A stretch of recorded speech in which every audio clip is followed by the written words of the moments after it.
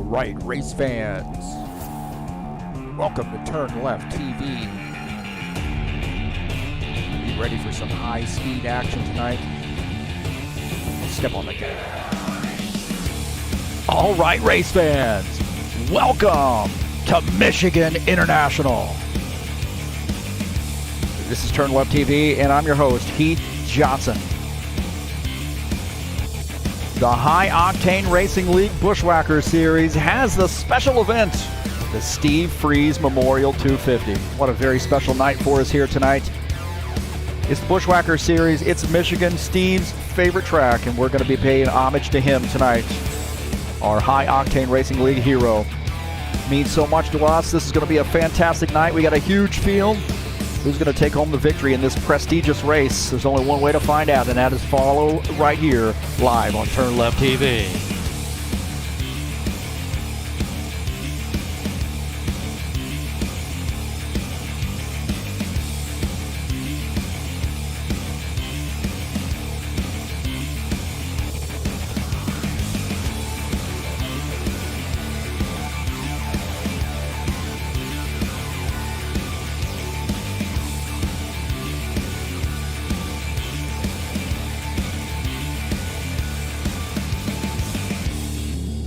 Well, it's the Bushwhacker Series tonight. It's the Steve Freeze Memorial 250, our annual event to honor our High Octane Racing League friend.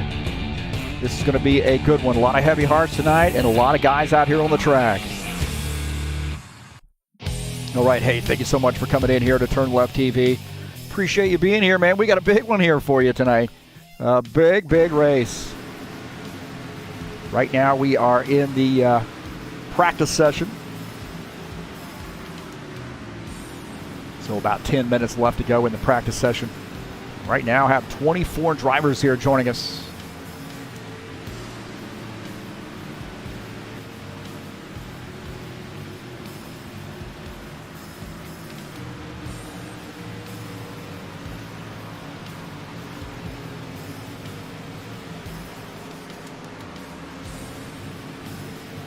Take a look at Preston Hassel here in the 27 car. He's going to be talking a little bit in the warm-up session to the drivers about the significance of this race to us here at HORL. I know I had the opportunity and the honor to race with Steve Freeze.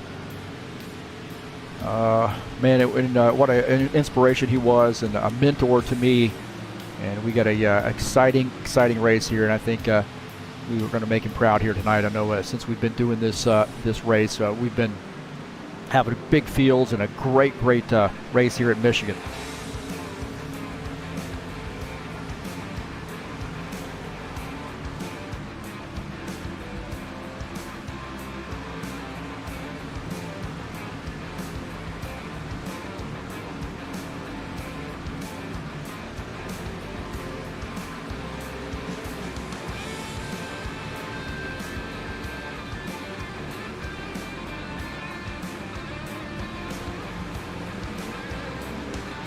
Well, this is Michigan International 2-mile high banked oval. I'd say medium banked. 18 degrees of banking in the turns. Across the start-finish line in that tri-oval area, 12 degrees of banking and 5 degrees of banking down on the backstretch. And this thing, man, 3 wide easily here. But I'll tell you, you got to find that groove because things can get away from you in a hurry. Taking a look at the 88 here of Will Dunbar, and that Salesforce sponsor machine. Another one of those guys that had the opportunity to race with Steve Freeze back in the day.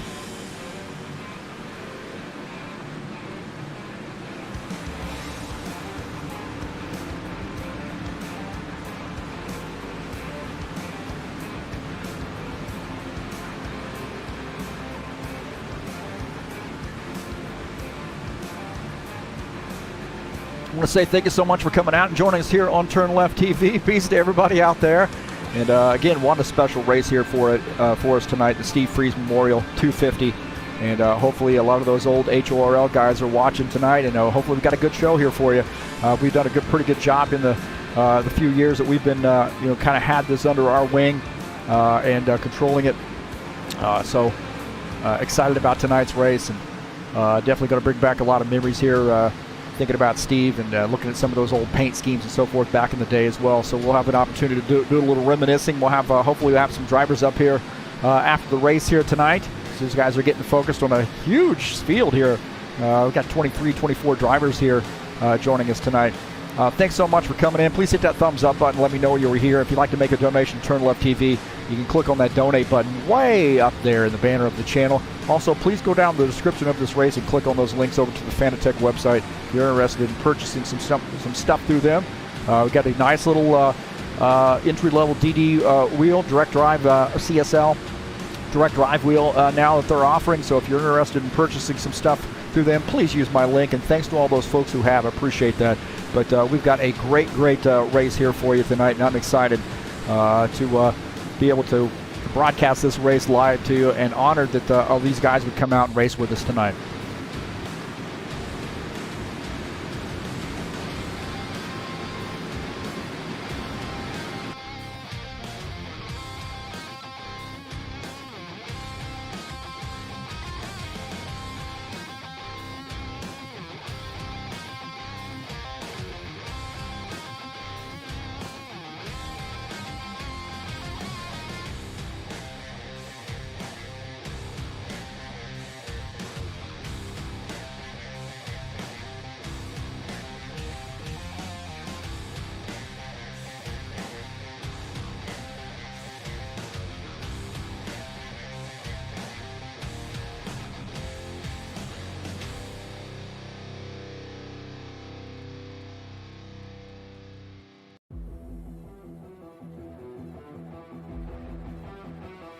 Like we're going to have a little bit of a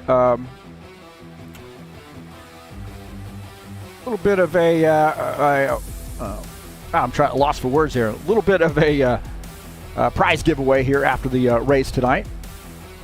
So excited about that too.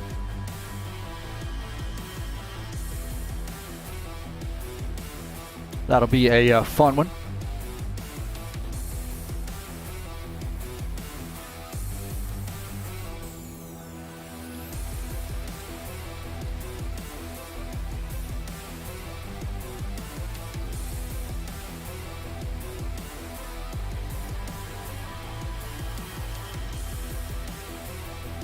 Well, the GT3 series is off this week, and they'll be back next week at Macau for a 50-minute race, second race of the season.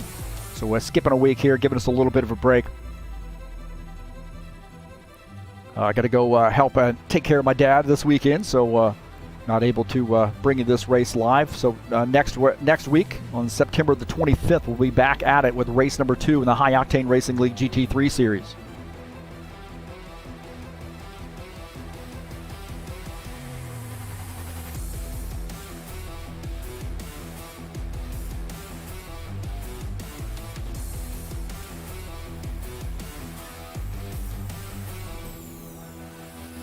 And the Saturday Night Thunder will be in action tomorrow night, race number 2 of the season. Riverside International, 35-lap race from Riverside. That should be a great race. Going to be a lot of fun there. That's always a fun one, that's for sure.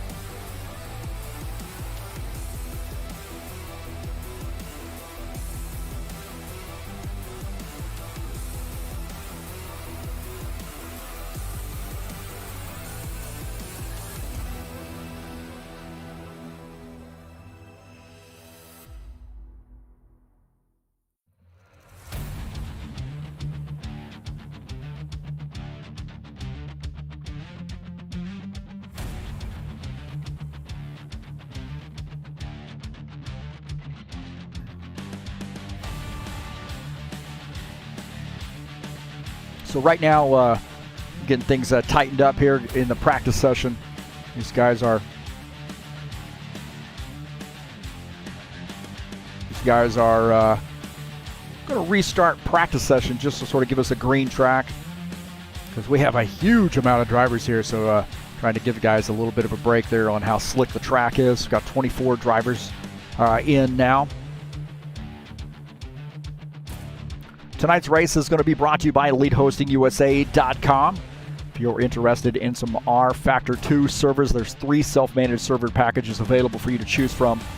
That's EliteHostingUSA.com. Also, if you're interested in hosting your website, you can get full WordPress web hosting available through EliteHostingUSA.com. Not only in the United States, but also all around the world can find you a server in your region that would suit your needs.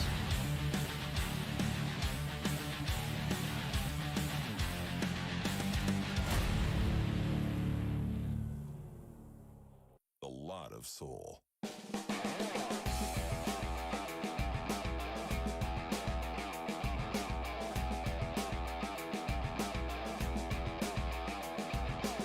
So doing a little bit of a reboot here. Just one moment. Appreciate your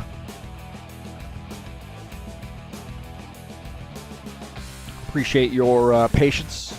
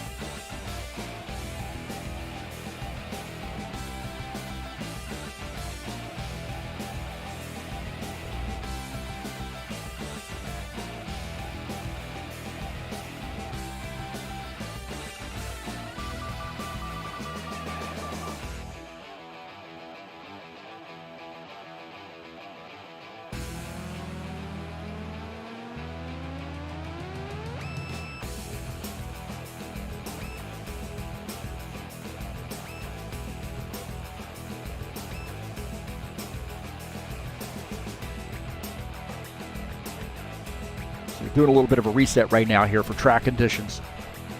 Should be back with you in just a moment.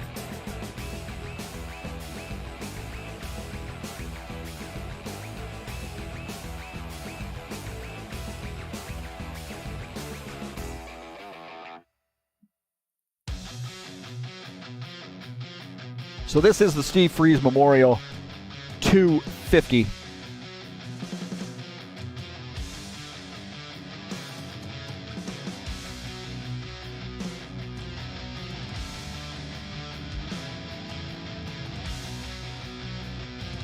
And we're going to have a little prize giveaway here tonight with the Wheel of Fun. So, we're going to have to edit those names there. We've got some folks. All the drivers that are here tonight will be eligible for a prize. We're going to have two $25 Steam gift cards, a $50 Steam gift card, and a Derek Spears design button box, as you see that picture at the bottom. So that's what we've got in store for you.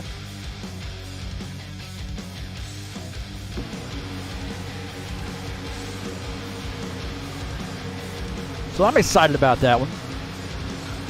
I know the drivers are as well.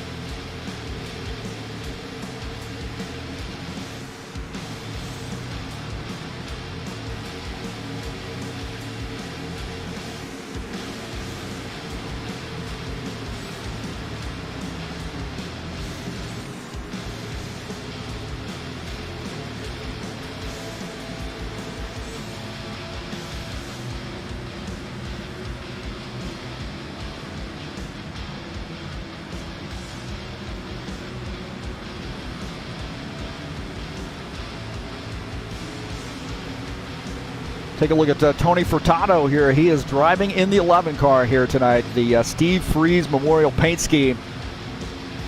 So I asked him if he would consider driving it. So Tony had the chance to race with Steve and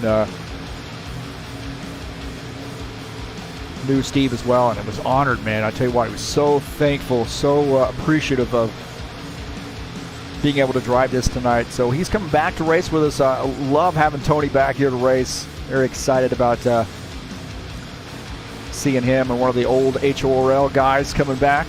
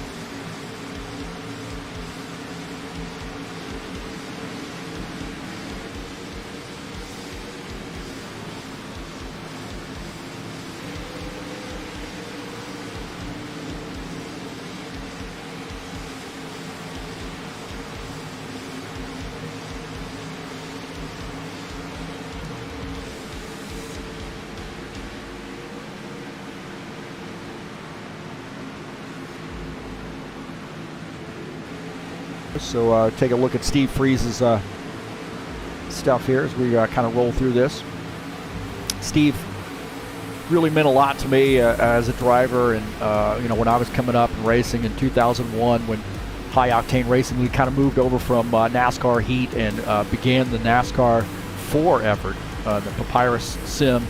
Steve was right there with Dave Postlethwaite and helping me out and getting me going racing, and then through the years just continued to be a mentor and led by example, and we sure do miss him, but we are racing in his honor tonight. So Steve Fries, definitely thinking about you and your family tonight.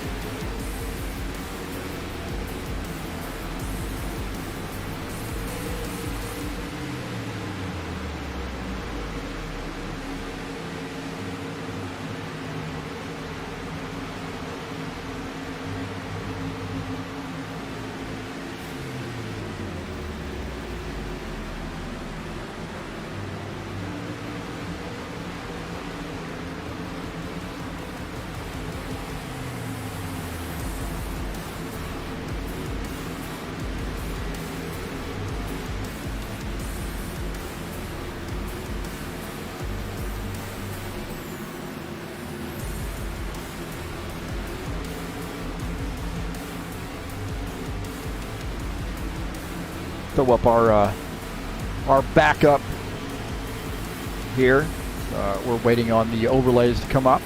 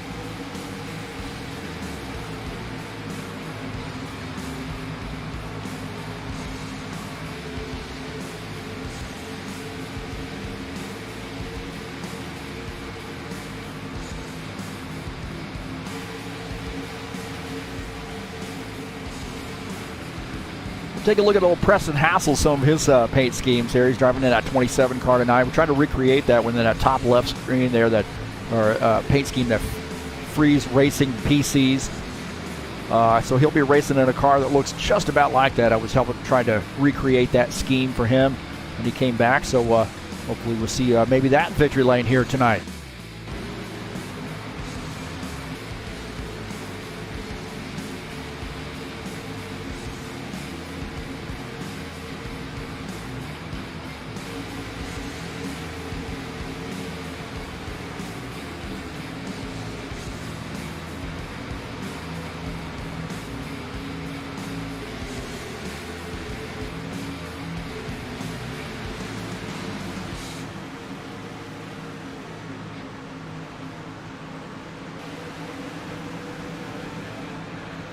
Then we dug deep. Look at this, man. We dug deep. Tony Furtado's paint schemes from back in the day.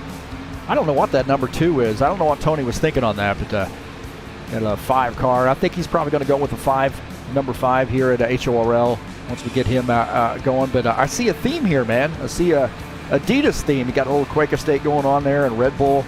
But I don't know what that number 2 car is. I don't know whether maybe the 5 was taken in that particular series when he was running that. But good to see Tony out and excited. I spent some time last night screen capturing the cars and getting them here for this graphic. So I know he'll appreciate that. So little Tony Furtado cars coming at you.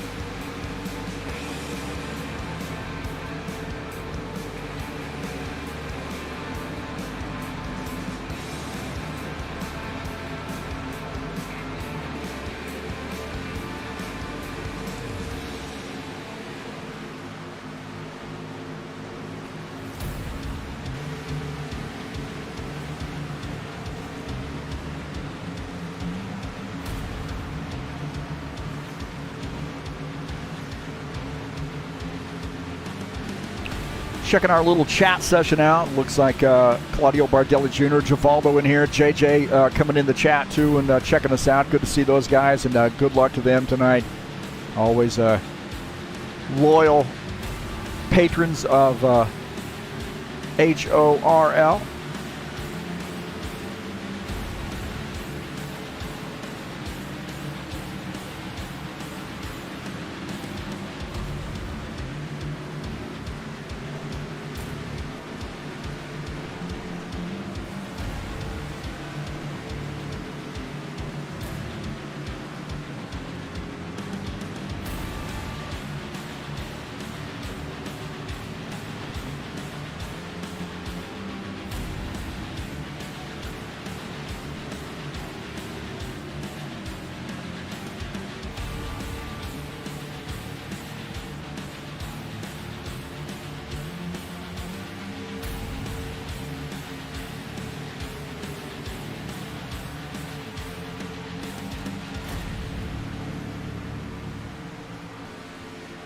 Don't forget, man, the GT3 series coming up next week on Saturday at 2:30 p.m. Eastern Standard Time. Macau, man, that great city circuit. And this thing's going to be tight. This is a very, very famous track. Very, very famous track and a tight track. And this is going to be a good one, man. GT3 cars actually race here, so very interesting track. But that's coming up on Saturday, September the 25th, right here on TurnLeftTV.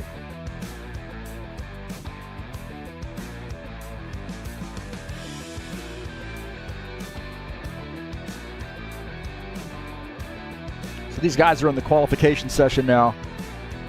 Getting some laps in here, so.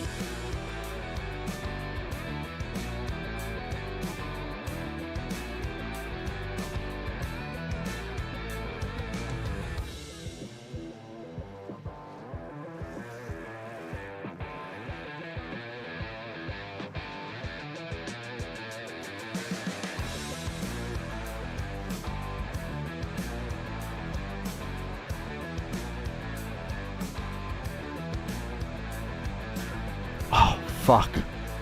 Oh, darn it.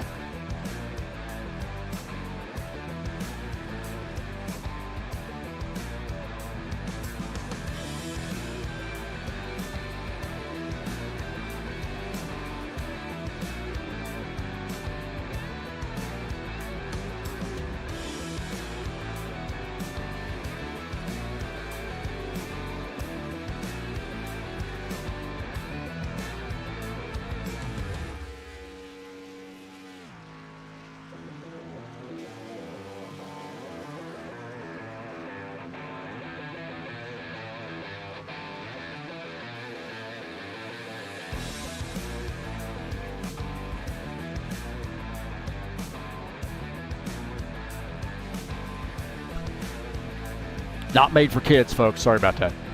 Had a little bit of an issue there.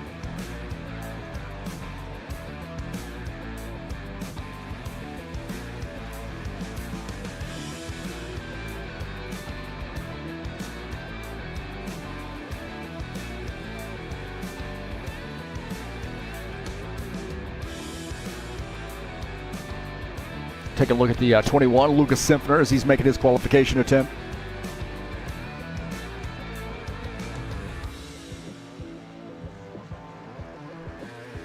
Right now, Colin Matiak is the top car there in the 13. New paint scheme there for Colin Matiak.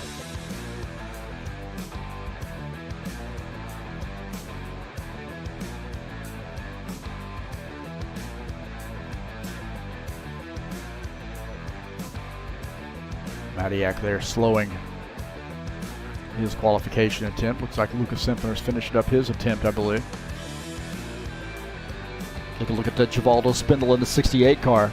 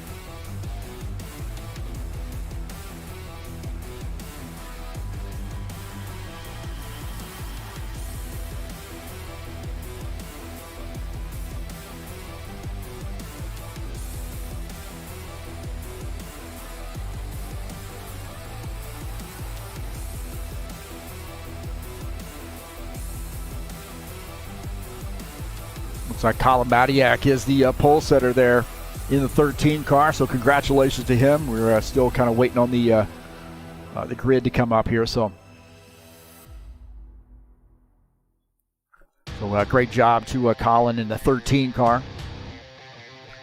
So there is the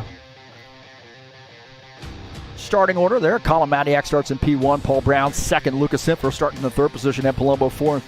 Will Dunbar starts in the fifth position, Craig Marizon sixth, Todd Robillard starts in the seventh position, Starting in 8th is Preston Hassel. Givaldo Spindola starts in the 9th position. Good starting position there for Givaldo. Jair Levade in the 10th position. Dennis Vandeven will start 11th. Reese Candidate 12th. Brent Owen starts in the 13th position. Chris Hughes starts 14th. Claudio Bardelli Jr. 15th. Arthur Vieira is 16th. Tony Furtado starts in the 17th position. Jesus Iglesias 18th. Sean Jacobs starts in that 19th position. Tim Lansbury 20th. Cal Guedes starts in the 21st position. I apologize if I'm pronouncing his name incorrectly. Steve Cunningham starts in 22nd. Christian Wilson will start 23rd. 24th will be Glenn Wilson, and John Stanley starts in the 25th position. Right now, these guys are in the driver's meeting. The warm-up session. Not quite to a warm-up yet.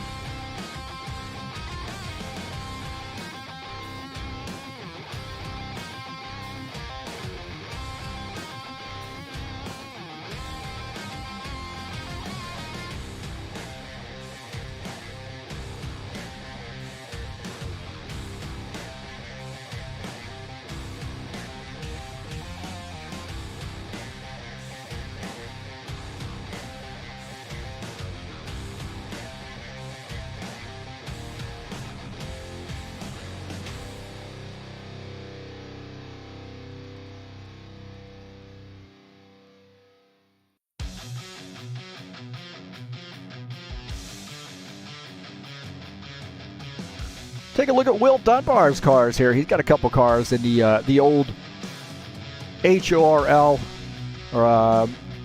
series back in the NASCAR 2003 days. So the 88 car there. So he still races the 88. Raced that Logitech sponsor machine. So, good looking schemes there by Will Dunbar. And he does all of our server work, provides our servers here, and really does all our technical support. Does a great job for us, and really we wouldn't be where we are today as a race league without Will's help. That is for sure. So we definitely appreciate him.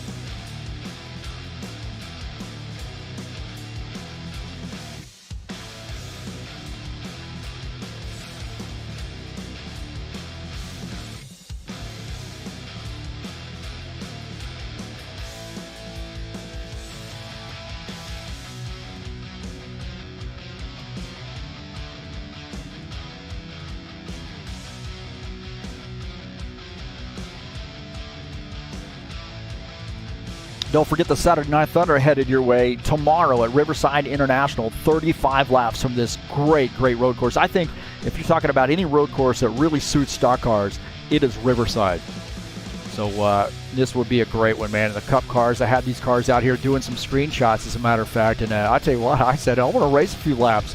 It was so fun. I was even racing in a default setup. It was a heck of a lot of fun, man. So if you're interested, come on out and join us. Riverside International in the High Octane Racing League Saturday Night Thunder.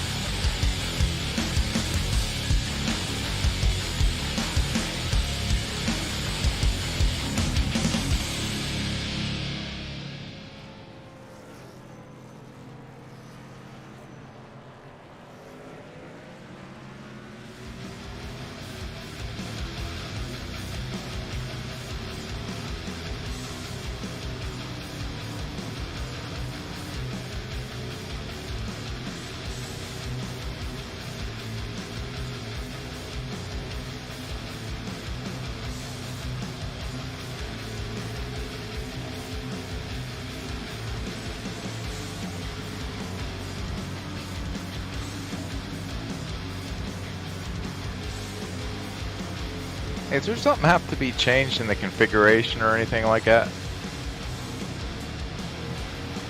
Tell that guy yes. All right, man, we're in the warm-up session.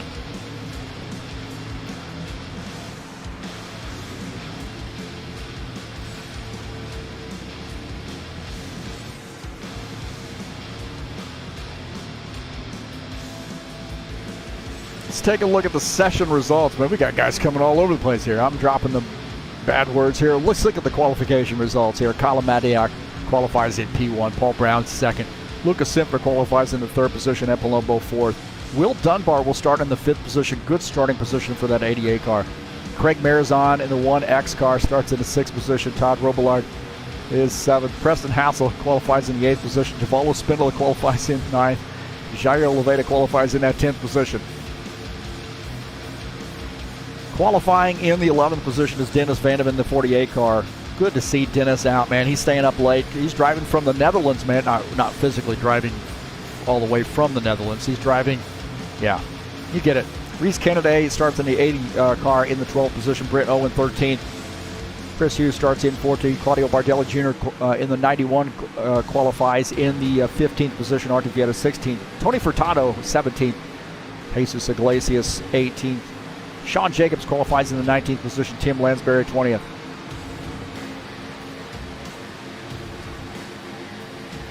Cal Guedes qualifies in the 21st position. Steve Cunningham 22nd. Christian Wilson in the 23rd position. Glenn Wilson 24th. And John Stanley qualifies in 25th position.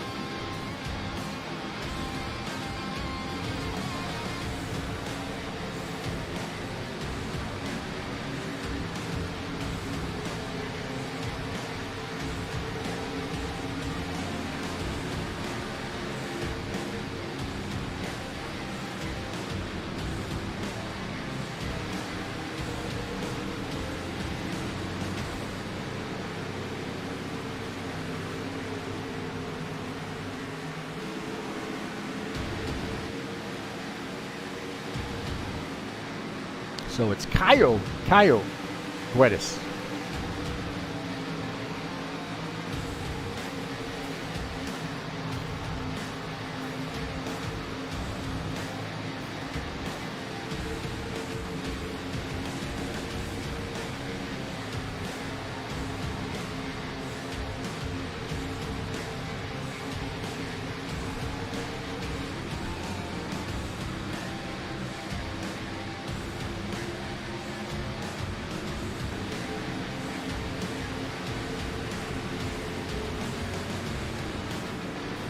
So about 4 minutes left in the warm-up session here in the Steve Freeze Memorial 250.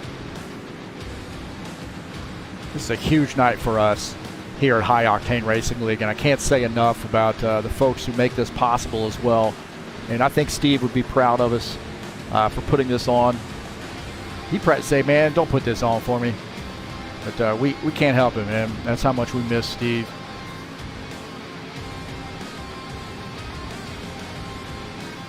Take a look at Sean Jacobs' cars here again, the 13. Why was he running the 24? He could have run the 13. I mean, so he switched over to from the 13. This is some of his old paint schemes. Does a lot of bowling. Used to be an NVIDIA guy. I think he's an AMD guy now, so hopefully he's still not racing a Logitech. We'll have to give him a link for that one, but raced with Sean for a lot of years, man. Good to see him out racing with us. Always.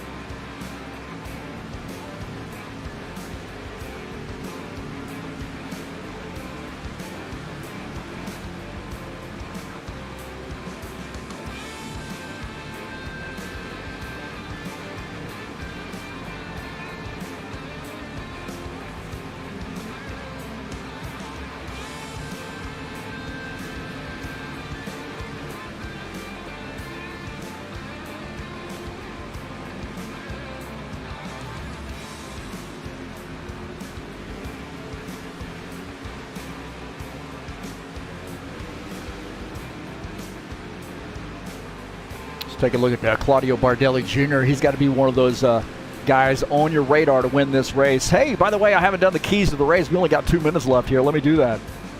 Keys to the race. I've been busy.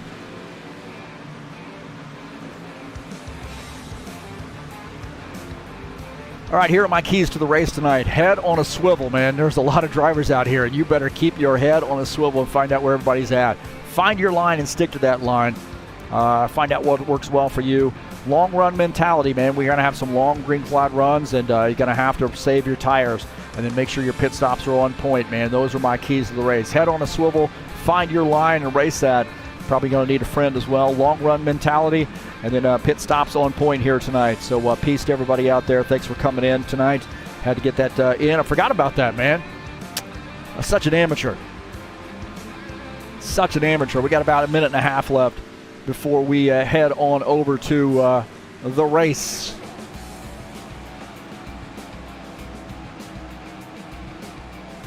The schedule here in the Bushwhacker Series. Next week we'll be at Vegas. 98 laps there on 24 September.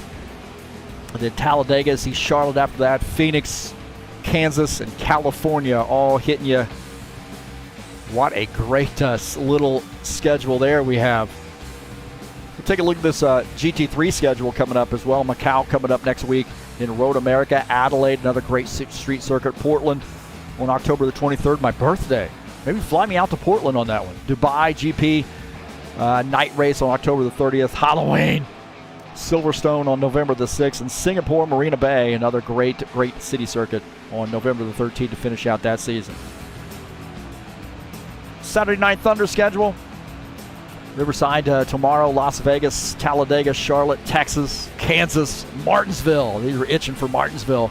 Phoenix Raceway coming up on November the 6th, and then finishing out the season at Indianapolis Motor Speedway. That'll be a big race. So that's coming up on Saturday night. That's Saturday Night Thunder.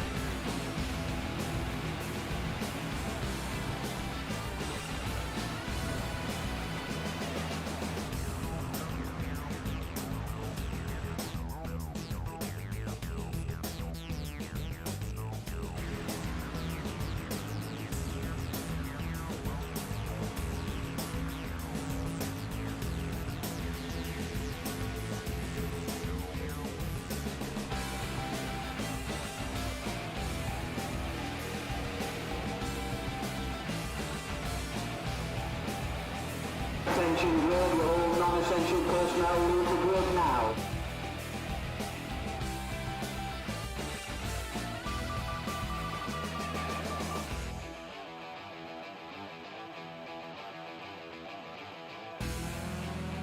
So it looks like got one guy rejoining here. Looks like he got booted. We love rFactor too, don't we? We just love this this sim. We absolutely love this sim. So these guys waiting on Colin Madiak to come back in.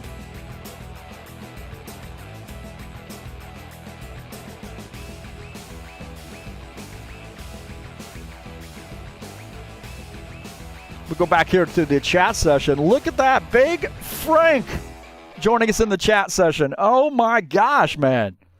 Always love to see Frank Vasconcelos coming in here. Preston Hassel, good luck to everybody. And Jair Leveda also joining us in the chat session, wishing everybody luck. So good to see JJ here tonight. But how about Big Frank, man? Oh, my heavens, man. You can get him back out on the track.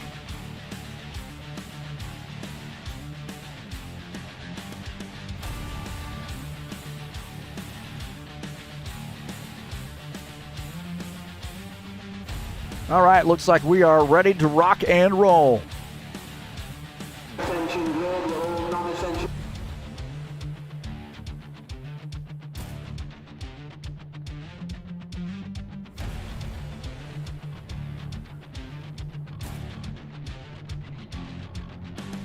All right, all right, all right. Gentlemen, start your engine!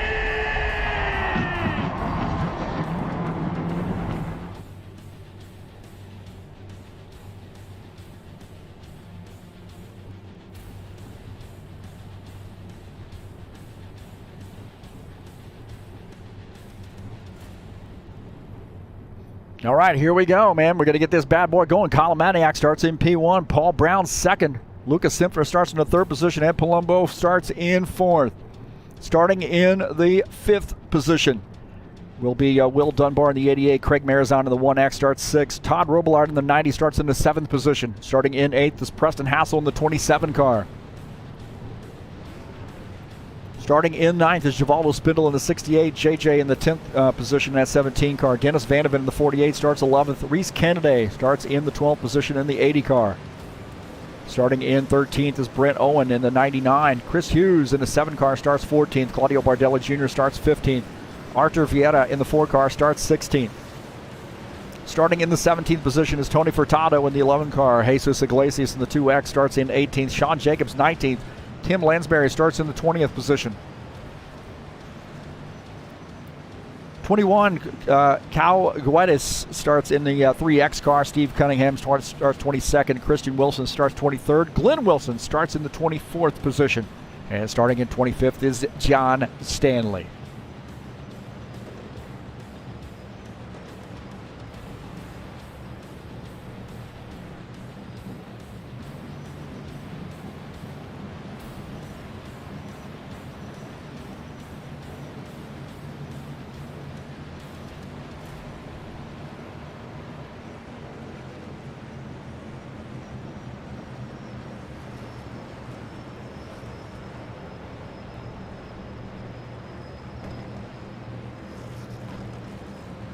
All right, the 13 car on the inside line here will lead the field to take the green flag. 77, Paul Brown starts on the outside line. This is the Steve Freeze Memorial 250. Here we go. Green flag, go, go, go. Boogity, boogity, boogity, boogity, boogity, boogity. Let's go racing, boys.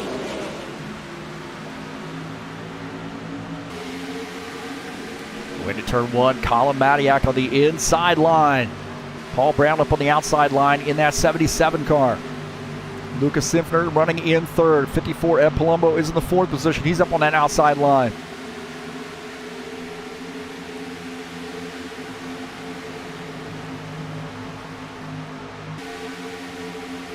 That's still battling there as the 77 working that outside line. A 13, Colin Maniac looking out of the back of his machine. That new paint scheme, the 77 and 54 working on the high side. Lucas Simpler down on that low side. Is he going to go up to the high side?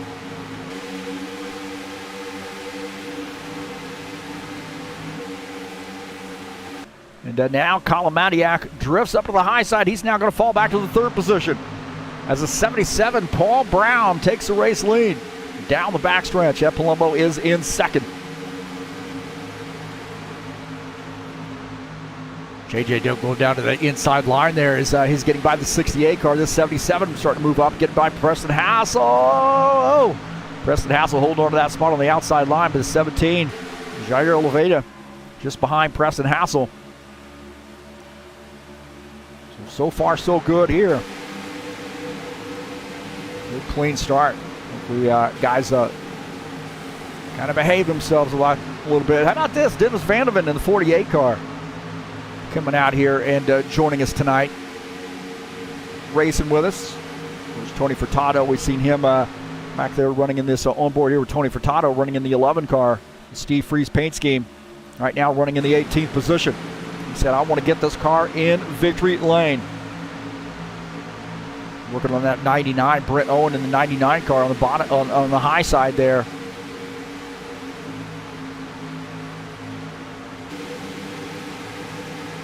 He's going to make that pass, so he's going to get by Brent Owen, I believe. So Brent Owen on the high side is Tony Furtado in that 11 car, pushing out. Acts like Brent Owen there is up. They're going 3 wide. They are going 3 wide. They're back in the pack. On board here with Tony Furtado in the 11 car as these guys sort of get a little settled down now. The 24, Sean Jacobs, he's trying to move by on the high side. So 24 Western Auto Sponsor Machine working on that high side. My heavens, man.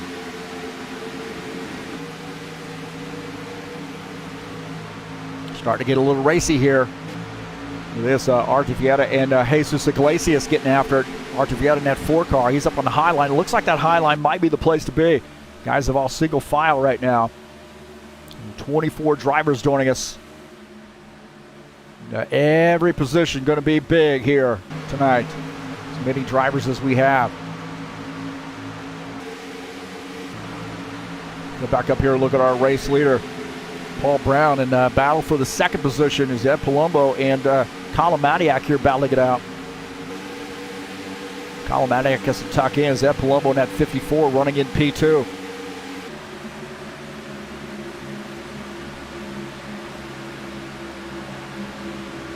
Take a look at that. Colin Madiak, Lucas Simpler, Will Dunbar running in 3rd, 4th, and 5th.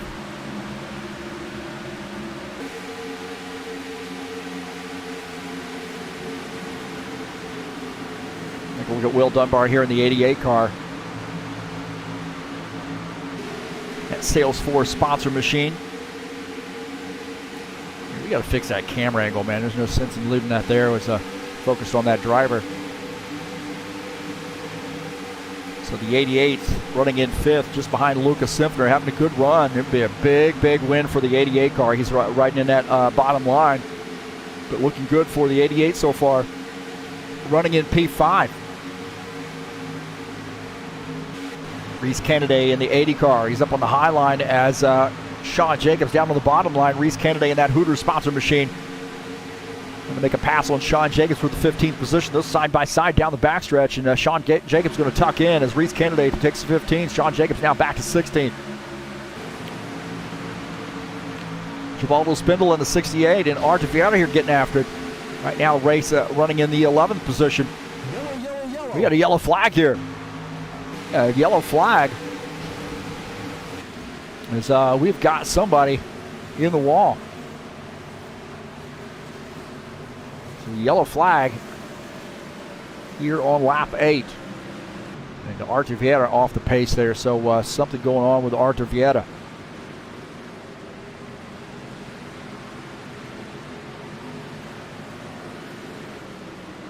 Jose Carvalho in here, man. Jose, somebody's using your car tonight, bro. Good to see you. We'll take a look and see what happened here.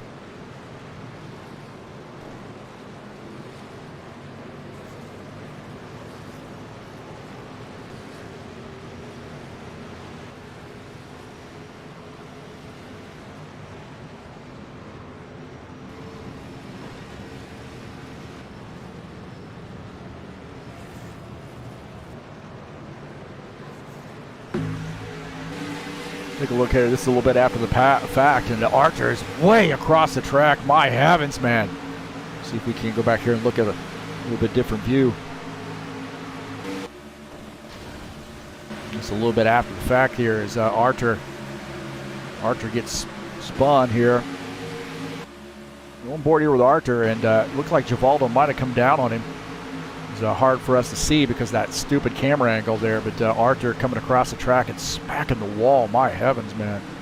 That was a hard lick for Artivieta.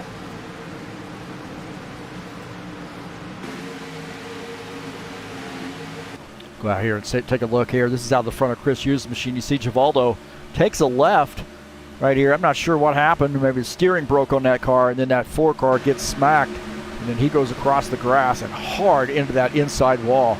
And only a single car incident there. That was a tough one.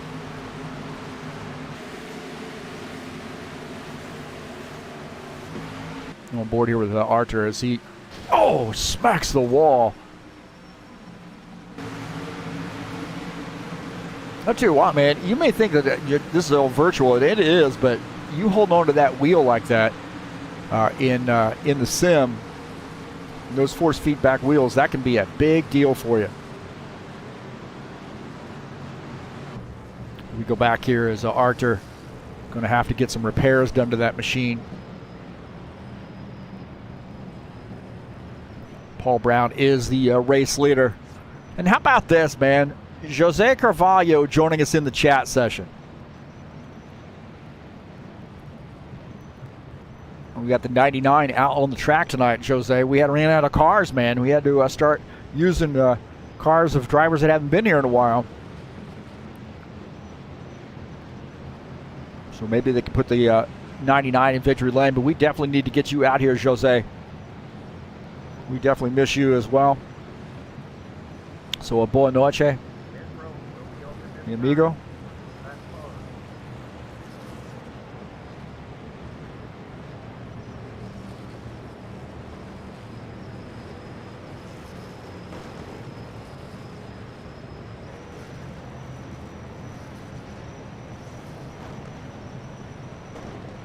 So we're seeing guys come down pit road here.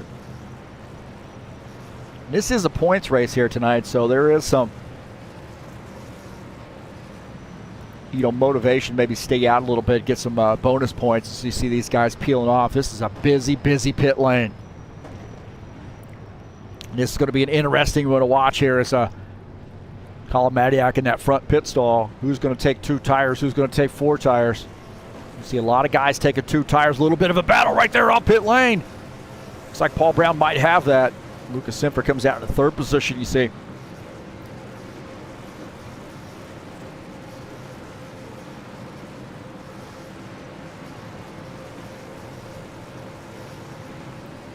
So good, clean pit stops there for everybody. See Furtado and Cunningham on pit lane. I want to take that back. That's John Stanley there. Staple Gun Stanley. Tony Furtado's leading the race. How about that, man? We got that 11 car up in the race lead now.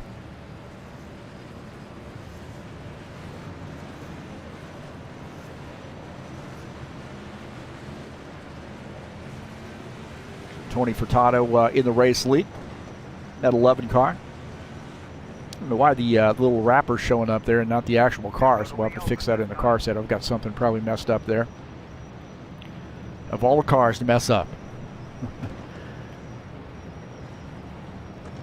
One time, kind of reminiscing about Steve, I was telling the guys about this the other day, and I got into painting cars, as I've shown you some of the cars I've painted, and we were going to race an IROC series, and I painted all of the IROC cars. And the first race, we were at Indy, I believe. First race of the season, I started on the outside pole. I can't even remember how that worked out. I don't, I normally like to start in the back. We had 12 drivers, 12 IROC cars, and Steve Freeze started on the pole. And into turn 1, I came down a little bit and hit him and wrecked him. Wrecked Steve Freeze. And you know what? The point of this is that he just said to me, I said, "I'm so sorry, man. I didn't mean to do that. I'm so sorry. We can do a restart." And he goes, "No, it's okay. He goes, "I was just hoping we'd get off to a little bit better start." And that was it. And that was all he needed to say. Most guys would have probably flown off the handle there and said a few things, but Steve was really calm. And when I think about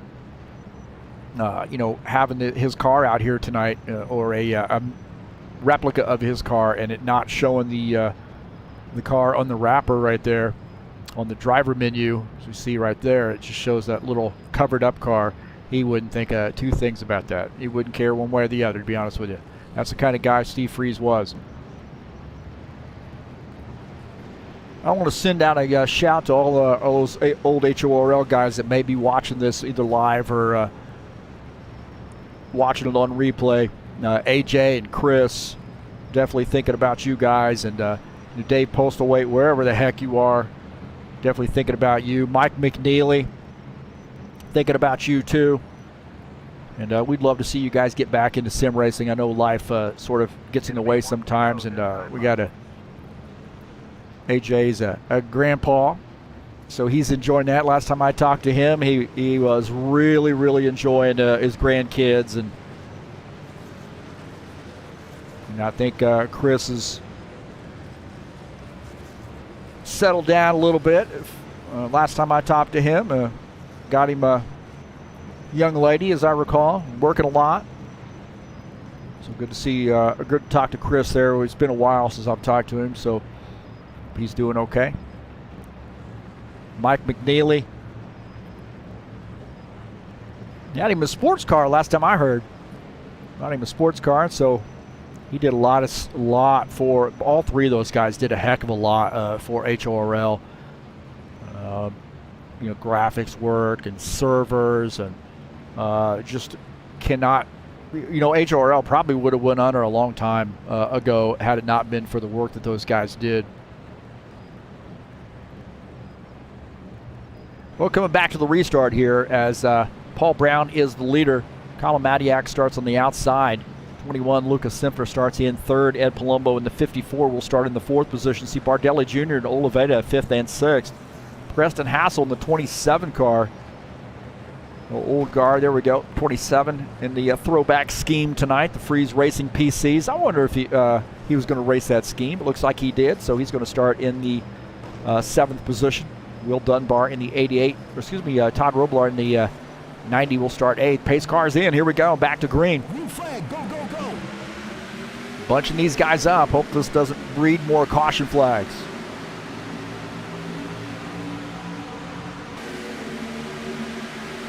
'77, the inside line, the 13 on the outside line. Looking out of the back of Paul Brown's machine. See that outside starting to move a little bit. I kind of wondered why Paul would have chosen that inside line, and it looks like the outside is a little bit better. On board here with Lucas Simpfer running in P3. He's now working on the bottom side. Paul Brown's good run on the inside line, so maybe he knows what he's talking about. He's now the race leader as he gets by. 13 of Colin Madiak. Lucas Simpfer now needs somebody to work with a little bit. He's going to get freight train there. Look at Ed Palumbo in the 54. This would be a big win for that 54 car, Bello Yellow sponsor machine. Had a little problem with his race pedals earlier in the week. He wasn't even sure he was going to be able to be out here.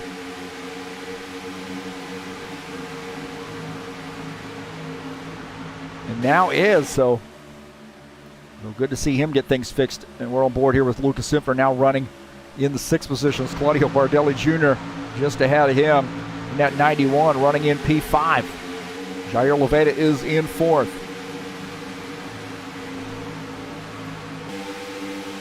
Take a look at Todd Robillard here in the 90. He's in a little bit of a hornet's nest right now. Running behind Will Dunbar. Preston Hassel trying to make some moves on the bottom side there to get by the 21 of Lucas Simpfer. Will Dunbar up on the high line. Who do you work with, Will? Do you work with Uncle Preston, or do you work with your teammate there, Lucas Simpfer? And Preston's going to answer that question. He's going to go up to the high side and force his hand a little bit. So on board here with Todd Robillard, as we're seeing that battle with the 88, the 27, and the 21. Tim Lansbury right now running in the 11th position. He and Sean Jacobs are working together. Sean in that 24 car. Parts America Western Auto sponsor machine, followed by that Skyline Chili Ford Mustang looking out of the back of Tim Lansbury's machine. And Jesus Iglesias, also Craig Marizon in that 1X car. First race back for him for a while.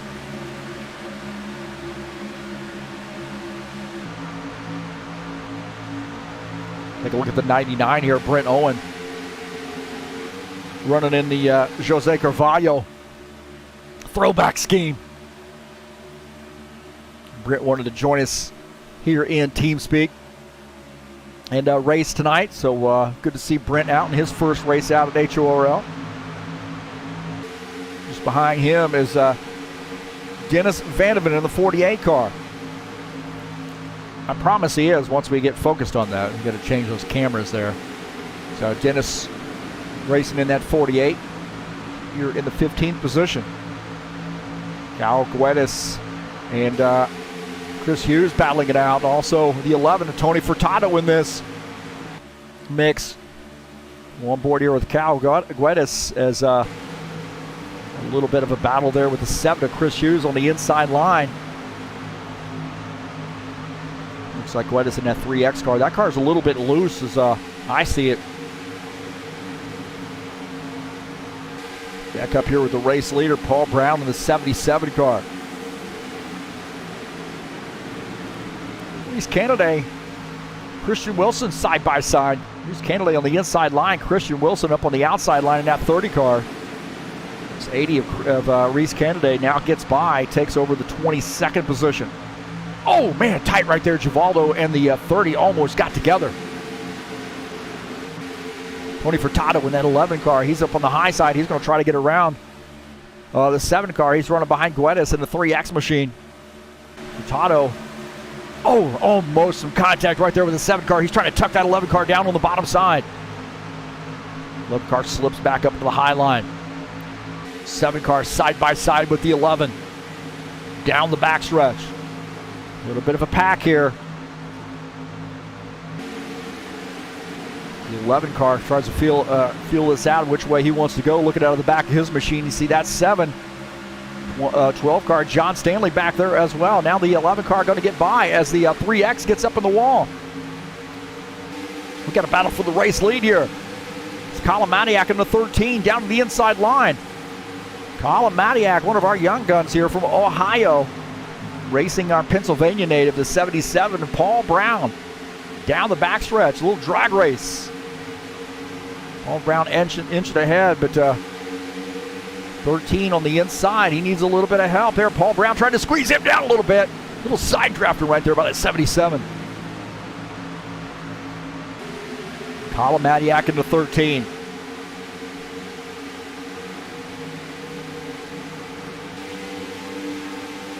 Jay Oliveira here as well. He's trying to get through, battling that 54 car.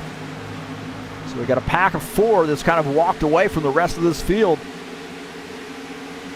And they're still not figuring it out. It's a great battling here. Take a look at 17, Jair Oliveira. Oh, JJ, they're drifting up there in front of Ed Palumbo. Ed Palumbo in that 54 car, he's going to try to get by on the low side.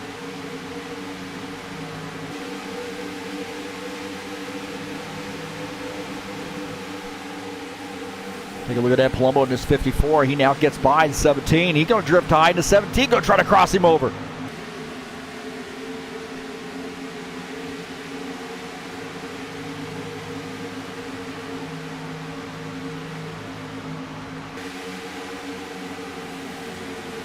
Now gains that spot back, now back up to the 3rd position. Brent Owen in the 99. Craig Marizon in the 1X battling it out. This is for the 13th spot. Brent Owen up on the high side. That 99 car is going to take P13. Craig Marizon drops back to 14.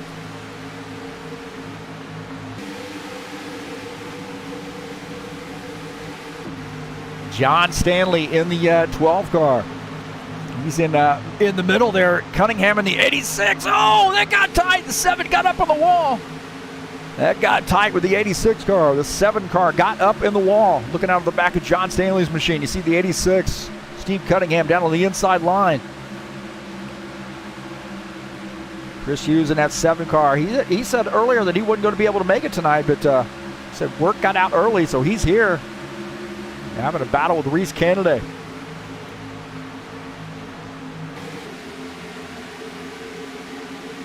Matiak continuing to lead. Paul Brown is in 2nd. JJ actually looks like the 77 is in the 2nd position.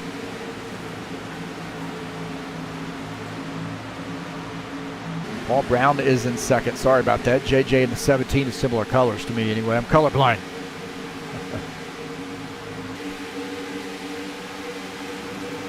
77 up on the high side here as JJ's getting in this mix. Three-way battle here.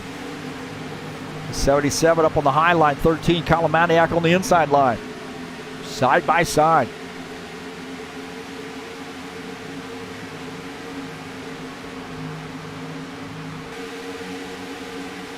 .77 inching ahead. Take a look at out the front of it. Oh, contact right there.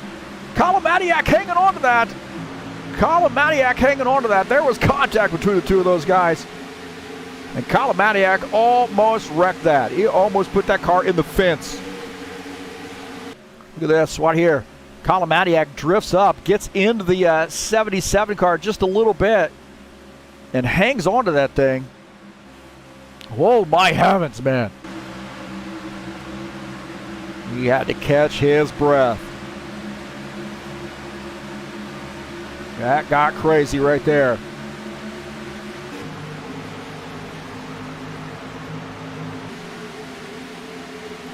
Take a look at the Todd Robillard here in the 90 car.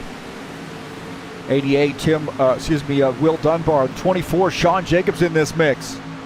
This is for the 8th position. Todd Robillard in the 90 takes over P8. Will Dunbar now back to the 10th position as Sean Jacobs going to get by on the inside line. So Sean Jacobs going to follow Todd Robillard through. Todd Robillard going down to the bottom side here. You see Lucas Simfer up on that high side in the 21 car. 91, Claudio Bardelli Jr. there as well.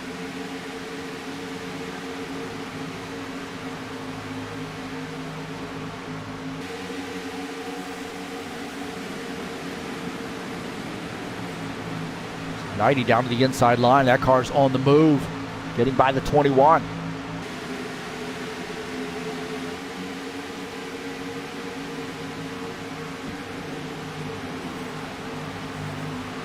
Now Todd Robillard here gotten by the 90 and the 27. We're going a little bit of a replay delay there as the 90 car starting to move forward.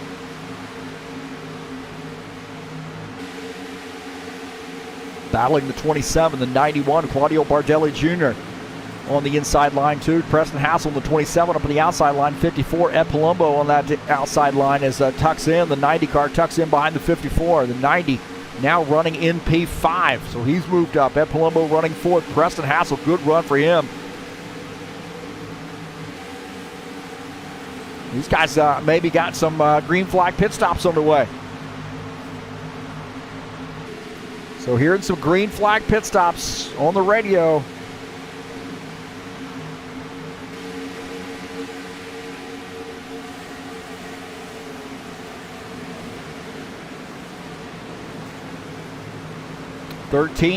Coming down pit lane. The 77 coming down pit lane. Todd Robillard now the race leader. So we've got a bunch of guys on pit lane.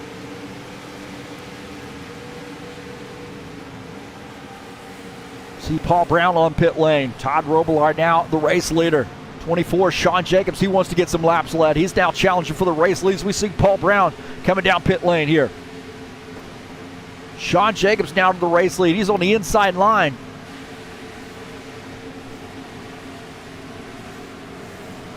Kalamaniak on pit lane. These guys are going to take 4. I'm seeing 2 tires here. So, it's going to be a battle off pit lane here. Watch on that right side of your screen.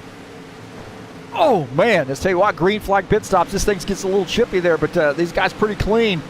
It's Sean Jacobs and Todd Robillard. 1, 2. 90 car indicating he's going to be coming down pit lane. So those guys come back up on the racing surface off of turn 2.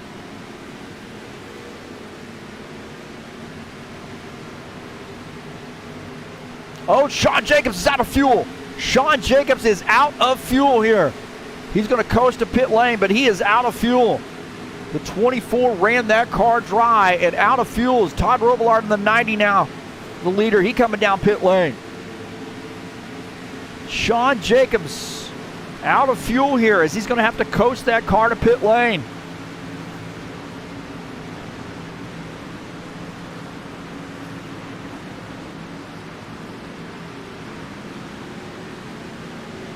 So Sean Jacobs, those guys ran those cars to the bare minimum. Yellow, yellow, yellow. We got a yellow flag here now.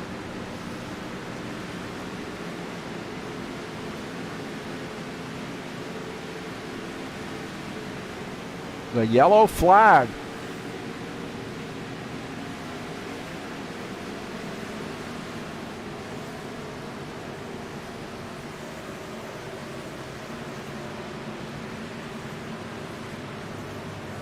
So we had pit stops underway, and we got a yellow flag.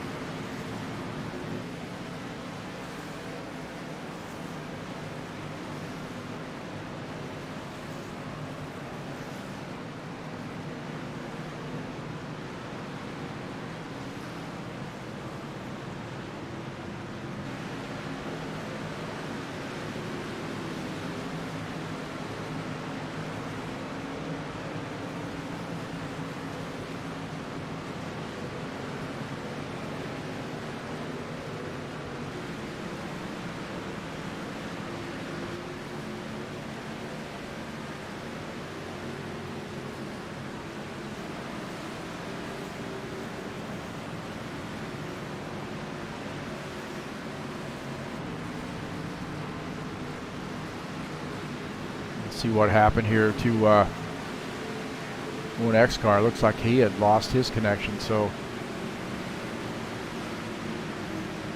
not sure I really saw anything there that brought out the caution flag. That's interesting.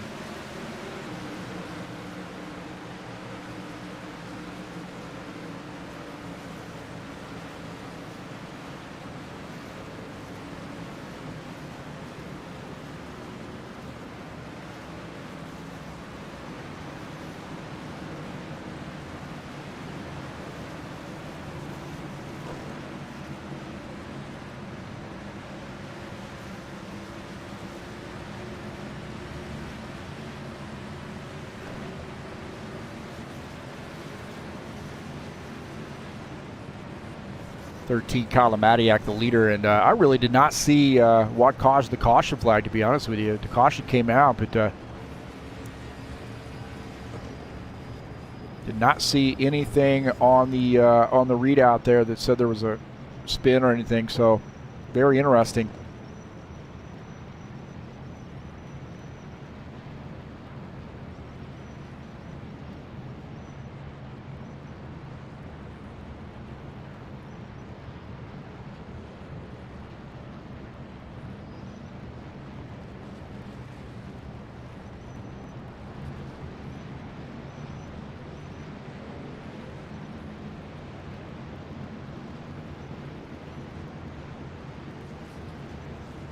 So no spins here to bring out the caution flag. So word on the street is that maybe Sean Jacobs might have threw out his water bottle out on the track, so we had debris on the track. I'm going to blame that on the 24 car.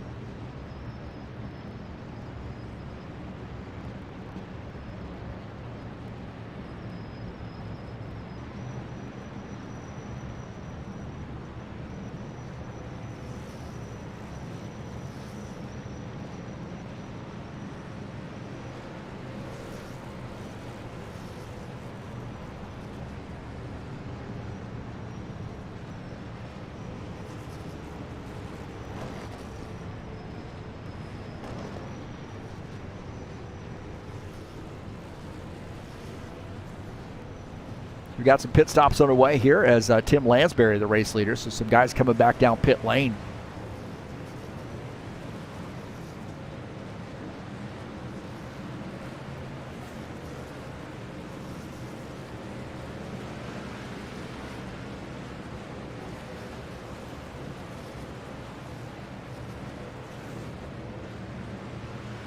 Don't forget, we got the Wheel of Fun coming up tonight.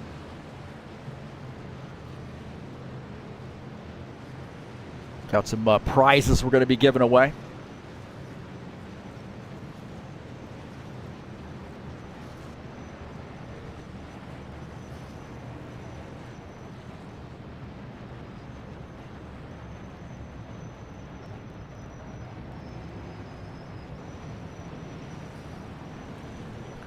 So we'll take a look at the prize giveaway. We're going to have two $25 Steam gift cards, a $50 Steam gift card, and a Derek Spear design button box. It's about a $140 button box right there. And it's actually the one that it's a newer model. It's a new button box, but I have this button box and I actually use it and love it. So that's what we'll have on the prize giveaway tonight.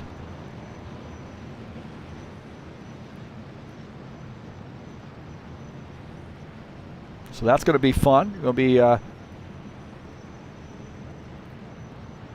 blast to give that stuff away. We'll need a little bit of a clear those names out. We'll put all the names in. Ricky Emerson not with us tonight. That was actually from last year, believe it or not. So we'll put the names in after the race and start doing some drawing.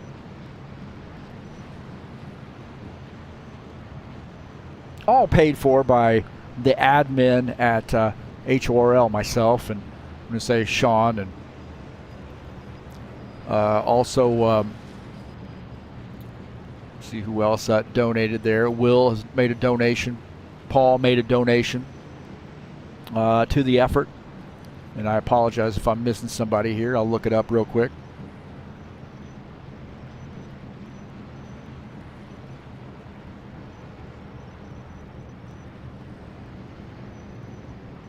I think Preston also made a donation to us as well, so helping to make those prizes available for everybody in the spirit of this race, Steve Freeze Memorial 250. Well, the 82 of Tim Lansbury, and that Skyline Chili Ford Mustang, is our leader.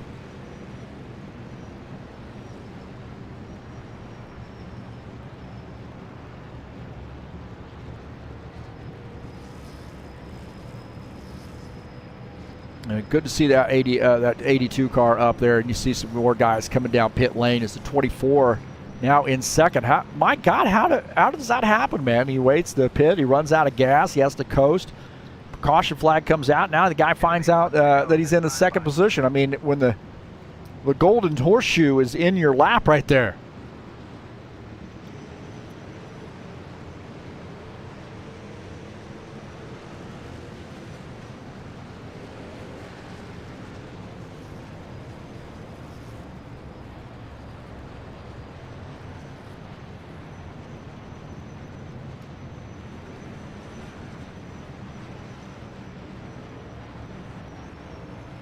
You see that 12 car coming back out on the track. Rejoin after making a pit stop.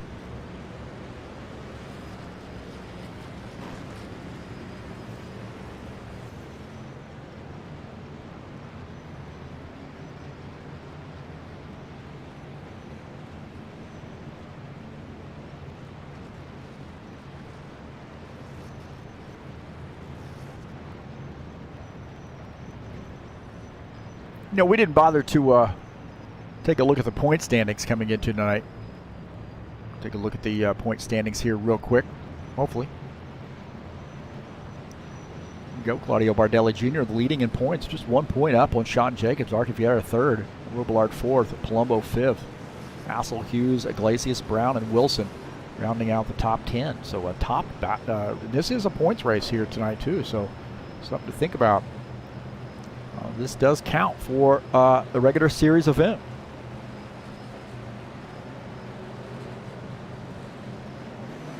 All right, pace cars in. We're getting ready to go back green here, lap 38. Green flag, green flag. Go, Two go, cars go. out of the race. Craig Marizon and Steve Cunningham out of the race. Back to green. Tim Lansbury, Sean Jacobs battling it out for the lead. Lansbury in the 82.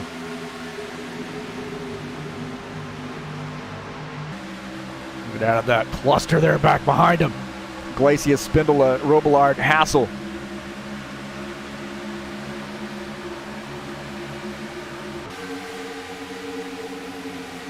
Rustin Hassel, man, he is in a mess right now. That 27 car. Running behind the 90. Trying to get behind Givaldo. Oh, there's contact. Those guys spin. Those guys spin. Hassel backs it into the wall. More contact with the wall, and I had a feeling something like that was going to happen. Givaldo backing it down the grass there as, man, those guys got together. Those guys got together.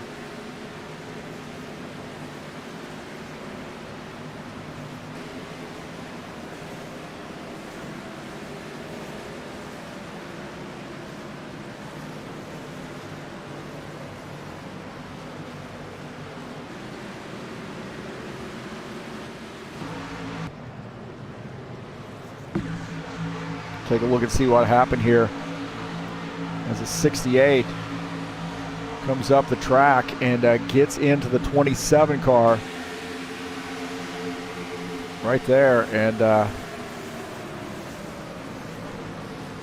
oh man, hard contact right there. Looked like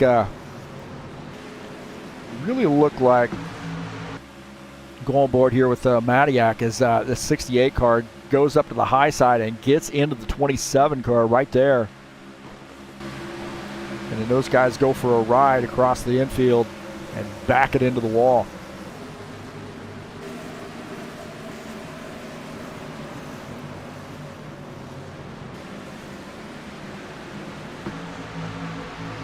Bardelli Jr., we're going on board here with him as we see that contact in the 68. We'll back it up here just a little bit.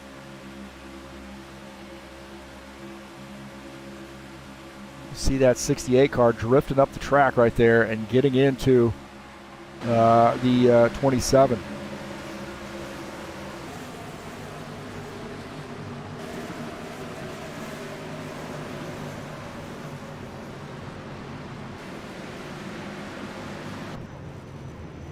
Going back to live feed there.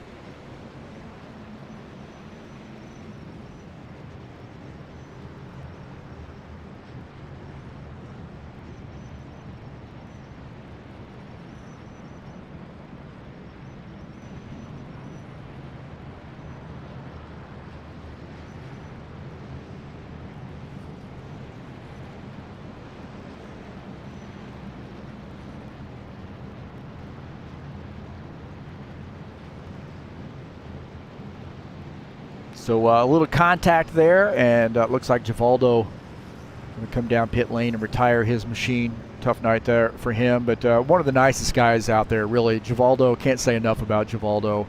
That guy is loyal, man. He comes in every week coming out here and joining us. And I appreciate Givaldo's support here at HORL. Really a good friend. Comes in the chat sessions. Shows up every single week. He's here on Fridays and Saturdays. And I tell you what, if we raced other nights of the week, he'd be here as well.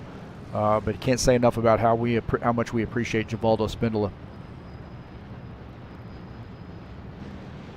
Really kind guy, very nice driver.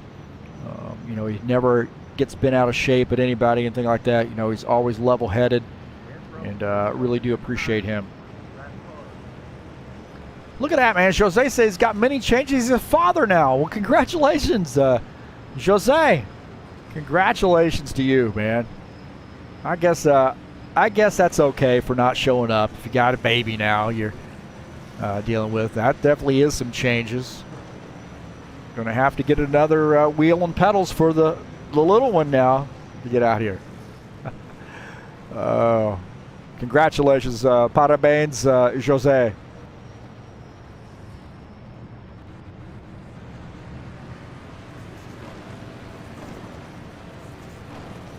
And life does really come at you sometimes. I'm sure he is loving it, loving being a dad, and I'm sure that's an amazing feeling. Tim Lansbury up front here, he decided not to pit in this 82 car. Just behind him is Jesus Iglesias. Tony Furtado in the 11. That car up to the 3rd position. Colin Madiak is in 4th. In 5th is Claudio Bardelli Jr.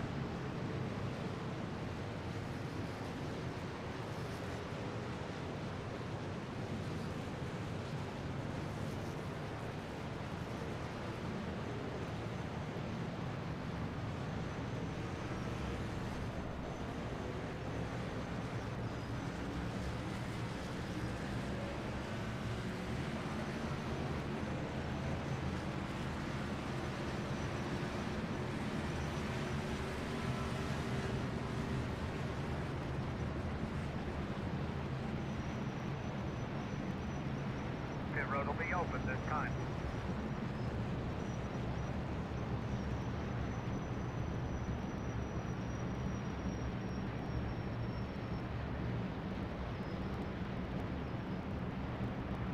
So Lansbury in the Skyline Chili Ford Mustang up front. Tony Furtado ducking down pit lane in the 11 car. Going to take some service. Maybe get some fuel and tires in that thing. Interesting strategies now as we've had a couple caution flags here back to back.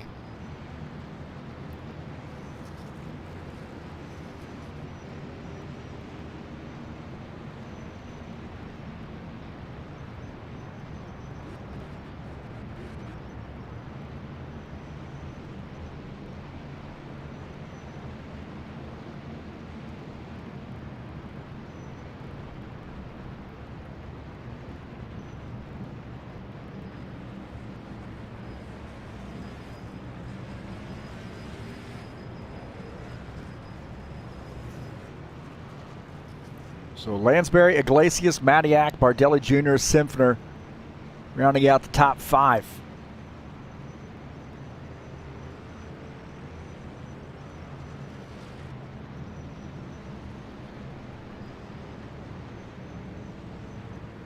Take a look at some of my old paint schemes from back in the day.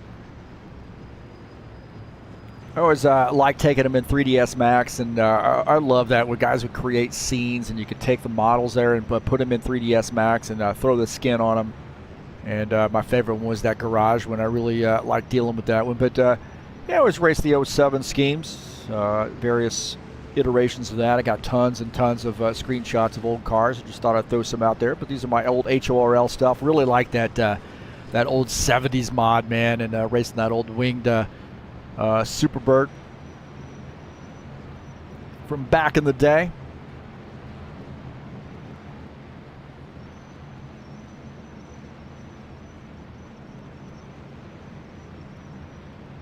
So it looks like Lansbury has elected to go down to the bottom side this time for the restart. Iglesias in second. Will start up on the outside line. Matiak starts in the 3rd position. Bardelli Jr. now will be up to the 4th spot. Robillard 5th on the inside line. Palumbo is 6th.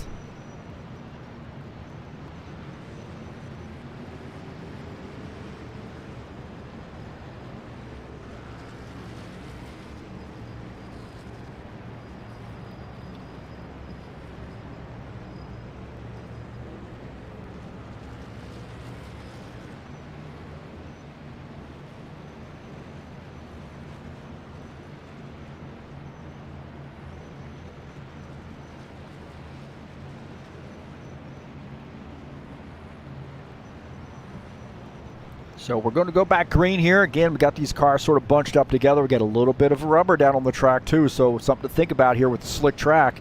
Got to be really careful.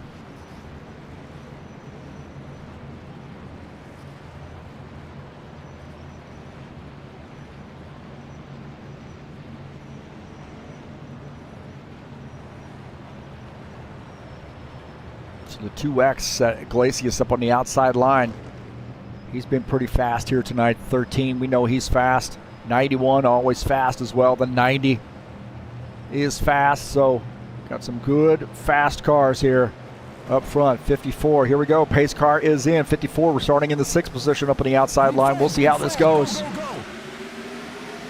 Back to green. This is a mess right now. Lansbury there using that inside line. Matiak just behind him.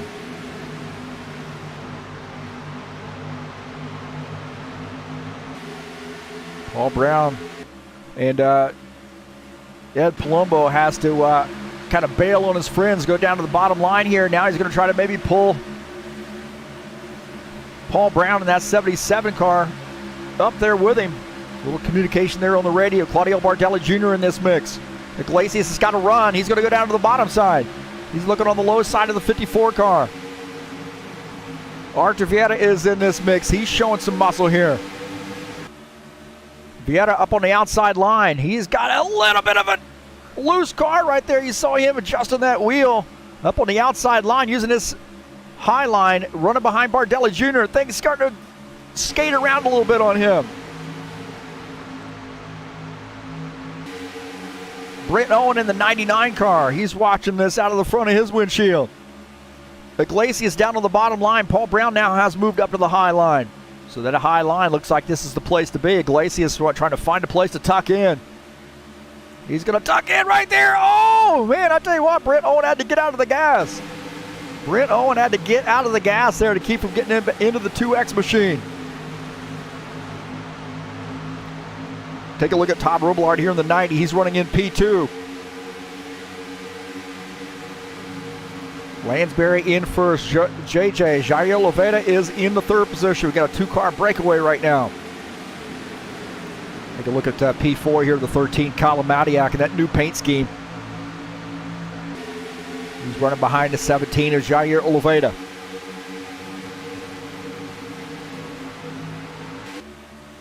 Take a look at Bardelli Jr. We're on board here with him as he runs behind that 54 car. You see Colin Madiak go down to the inside. He's got a little bit of a run on the inside. You scrub off some speed sometimes coming off the turn if you go down to that inside line. Artur Vieta running behind in the 7th position.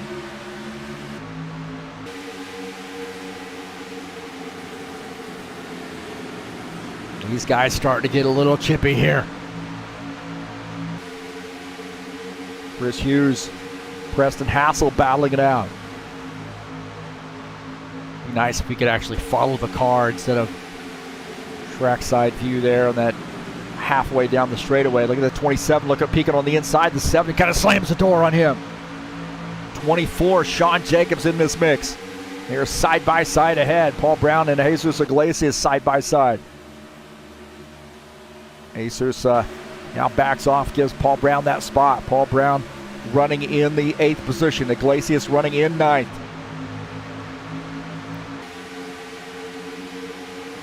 Artur Vieta now battling Ed Palumbo side by side. Ed Palumbo up on the outside line as Artur Vieta and Claudio Bardelli Jr. might be working together here a little bit. A couple NASCAR BR guys. Those guys make that pass on the 54, so the 91 and the 4 now moving forward. Running in 5th and 6th. Ed Palumbo back to the 7th position. He's now looking on the bottom side. He wants to get back around. He's starting to peek around on that bottom side. His car's getting a little slick here. The track is slick with all this rubber laid down.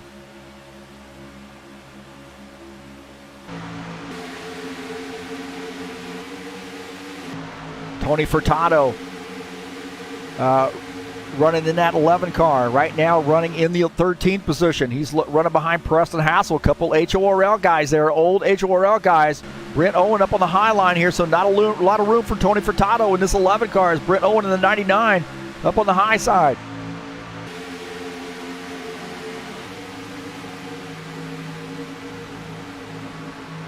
Dennis Vandeven in the 48 car. We haven't talked too much about Dennis here tonight. He's running that 48. He asked me earlier in the week, does he mind if I run in this? I said, hey, man, I'd be honored for you to run in this. This would be awesome. So here he is out tonight running from the Netherlands, man. One of my good friends from Sim Racing Mania coming out to race here tonight. Staying up late or staying up early, however you want to look at that. So good to see Dennis out. Look at this, man. We got a challenge here for the race lead. It's the 13 looking on the bottom side. Todd Robillard staying up high. Colin Madiak has to give up a spot in that 13 car as Todd Robillard now going to start to look for the race lead. Looking out of the front of Jair Loveda's machine. Colin Madiak on the inside line. JJ up on the outside line. And you see Todd Robillard in the 90. He takes the race lead. Oh, man, getting tight right there. The 82 on a little bit older tires. Those things starting to give up on him a little bit.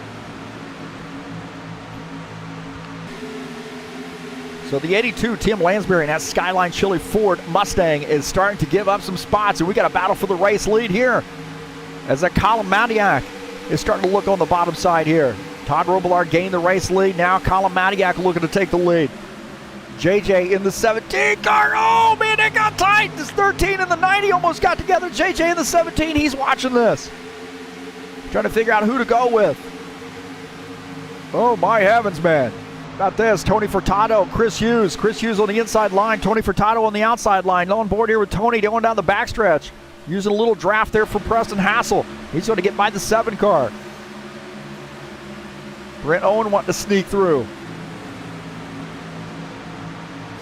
Christian Wilson and Reese Kennedy battling it out. Reese Kennedy in that 80 sponsor machine, that Hooters sponsor machine, the number 80 car, running behind Lucas Simpsoner in the 21. So Christian Wilson in the 30. Battling for the 19th position. Reese Kennedy going to take that spot back. Good battling there with Christian Wilson, Reese Kennedy. Archer Vieta up on the outside line. Tim Lansbury in the 82 on the inside line. Archer Vieta pushing hard here. One of our Brazilian drivers. He's got a lot of championships under his belt. We got a yellow flag here. We've got a yellow flag. Tires start to give up there a little bit, and we start to see some yellow flags come out. Chris Hughes and Jesus Iglesias might have gotten together.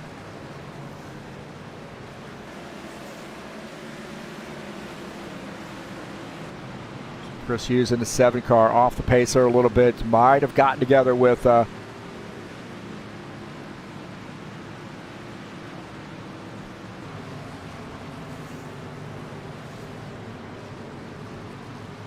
take a look and see what happened here. There's the 7 car and the 2X racing. And right here, everything looks copacetic right there. And hard to see from this angle here.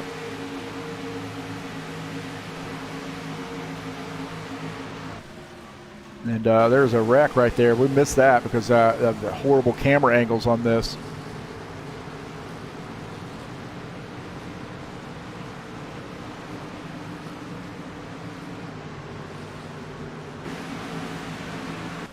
We're here to see if we can't get a look at this. This is out of the back of Brent Owen's machine.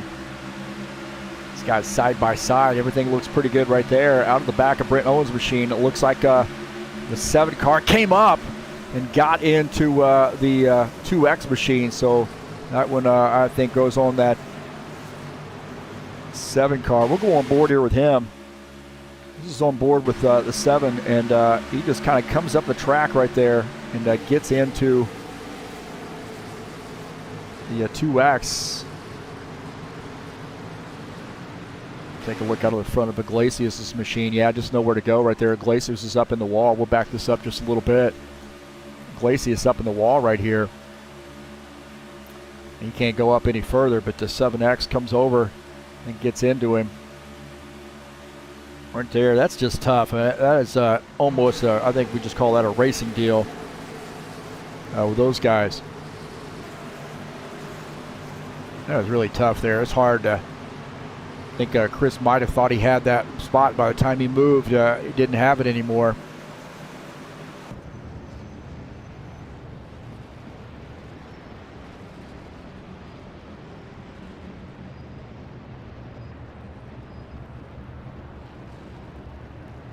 So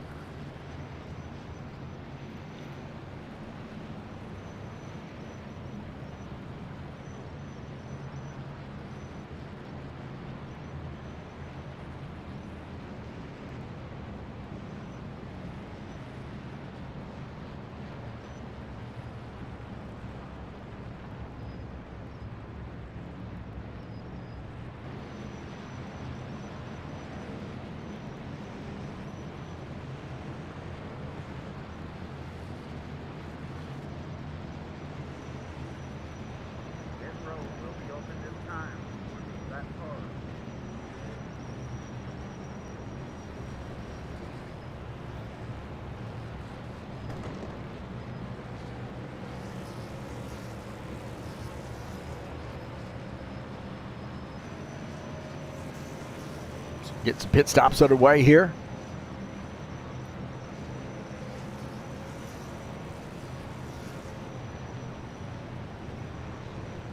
You may see some 4 tire stops on this one. Slick track. I think I'd want fresh tires. But then again, track position's pretty big here.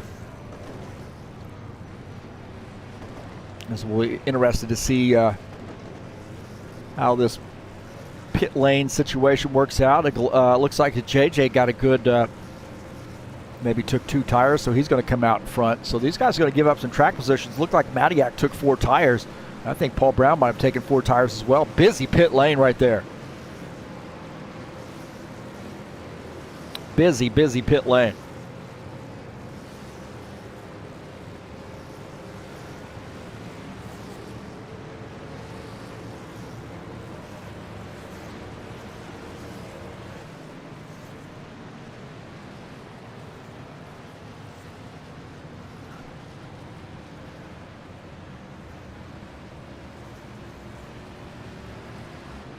So Reese Kennedy has stayed out, and he is shown as the race leader right now.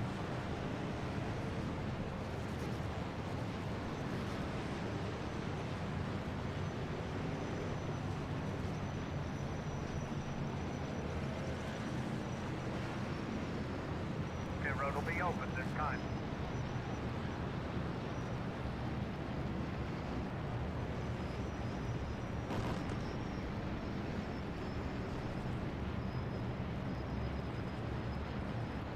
The 90 car is in the lead as the 21 shown in the second position.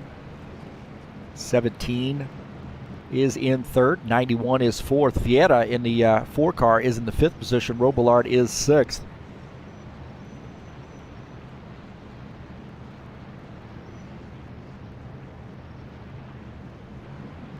Don't forget, coming up next week, back on Saturday afternoon here Eastern Standard Time, the High Octane Racing League GT3 Series will be back in action from Macau.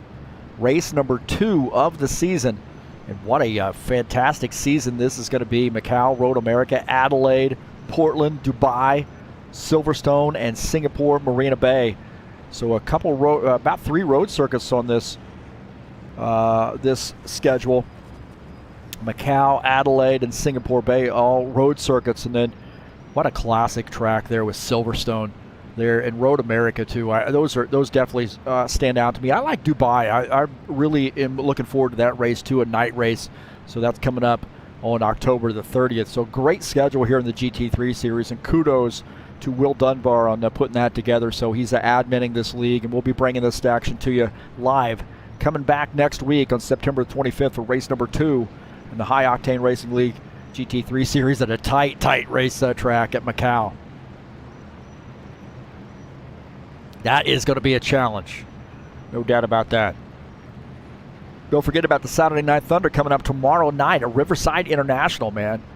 The Cup cars will be back at it for race number 2 of the season. And that'll be a great one. 35-lap race there. The Saturday Night Thunder. Fantastic track in the at Riverside. And these cars really get up and after it on the Riverside track. And Saturday Night Thunder, always a fun series. See Reese Kennedy and Lucas Simpler coming down pit lane here. Late caution pit.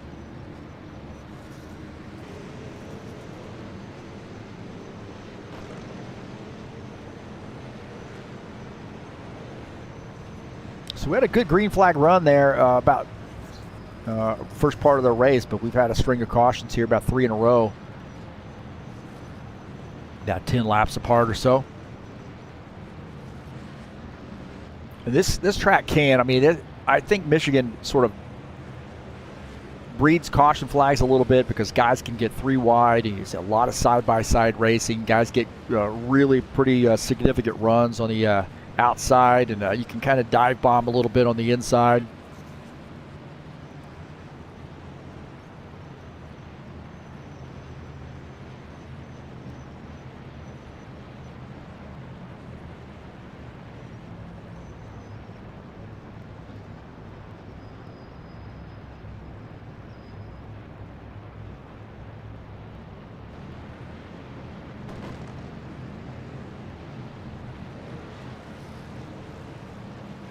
So the 17 on the inside line, the 91 up on the outside line. A couple NASCAR BR guys here going to battle it out for the race lead. Robillard and Vieira side by side. Vieira going to start in third. The 90 of Robillard starting in the 4th position. Tony Furtado up there as well. Now Furtado might be, he's in 6th, looks like 5th actually. Matiak is 6th. Here we go. Pace car's in, back to green this time. Green flag, go, go, go.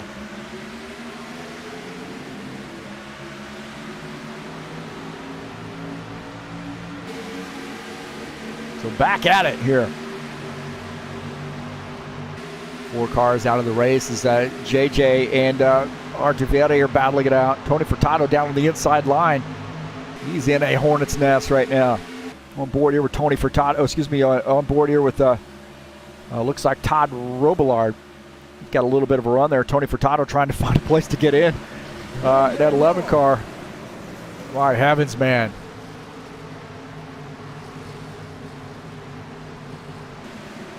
Got a yellow flag here.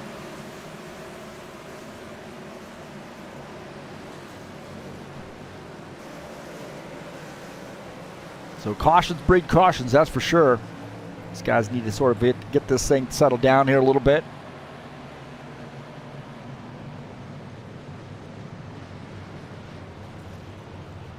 Take a look and see what happened here. Christian Wilson indicating he might have come around.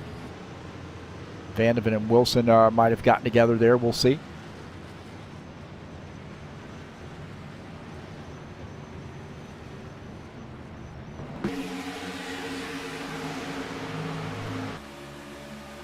Christian Wilson looked like he might have bounced off the wall, and he gets down into Vandeven. Those guys coming across. Wilson hard into the wall. Kind of hard to see some of these caution flags with the way this camera angle is.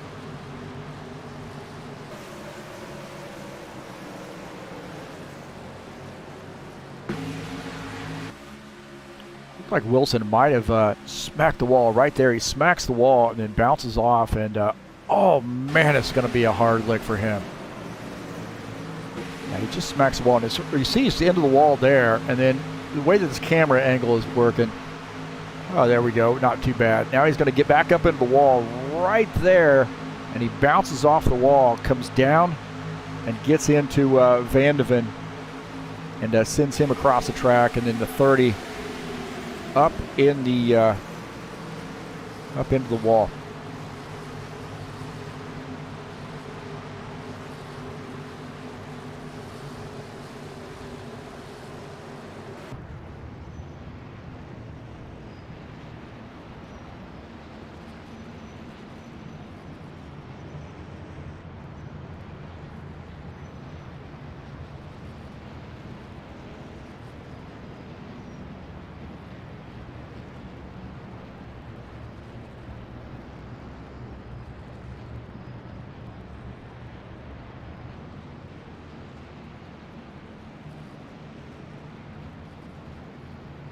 So the 30 car has a little bit of damage. I'm sure he's going to be coming down pit lane. He's going to have to start at the end of the longest line.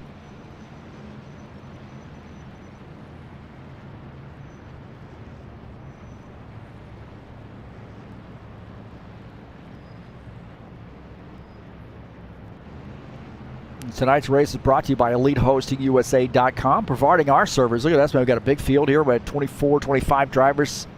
Solid connections. Got guys from all around the world, right? We got a guy from the Netherlands racing with us. We got guys from Canada, guys from South America racing with us. Of course, folks from the United States. So really a lot of different people connecting to these servers here at EliteHostingUSA.com. And these servers are in the United States. But Elite Hosting can actually find servers in your region. 3 self-managed server packages available if you're interested in a fantastic servers. Don't forget to give EliteHostingUSA.com a look. And also, if you're interested in the website, you can get some website assistance there and hosting as well. I want to say thanks for coming in and joining me here on TurnLeftTV. Appreciate you being here tonight. And this is the Steve Freeze Memorial 250. Very important race for us here at High Octane Racing League, of course.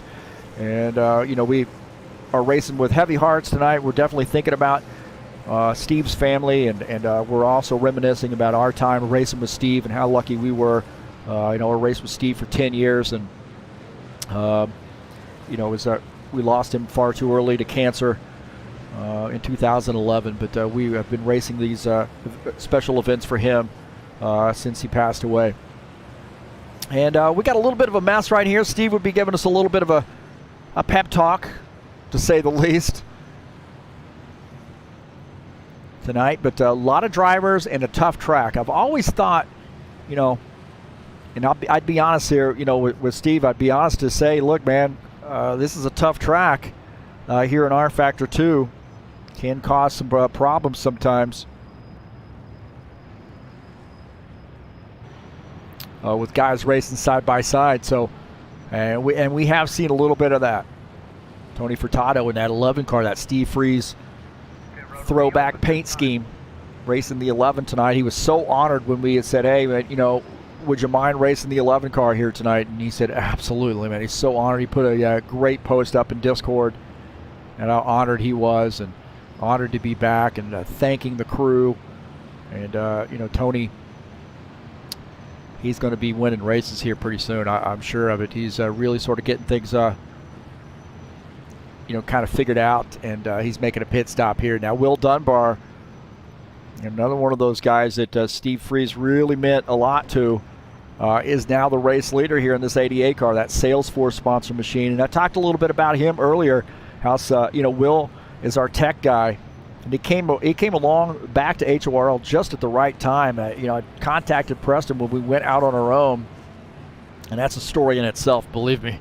We went out on our own again, and decided to be a league in ourselves. You know, but you know, not really under anybody else. And you know, I'd contacted Preston about coming back and racing, and he was like, "Yeah, man, I've been thinking about it." And he said, "Hey, by the way, I want to get a hold of my nephew, and you know, he's a computer guru, and could maybe help us out with the tech part of it." And here comes Will. Will jumps back in and has been all in, man, really all in. Now managing the GT3 series and providing us with servers and technical assistance, and does a great job. And man, he's got a whole new crew of friends now too.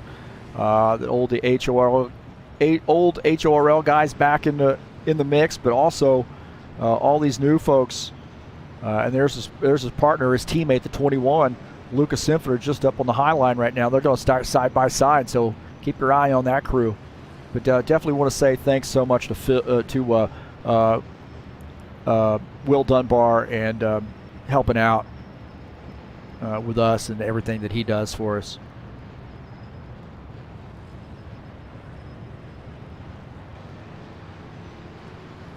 So we're going to get to one to go, I suspect, this time by.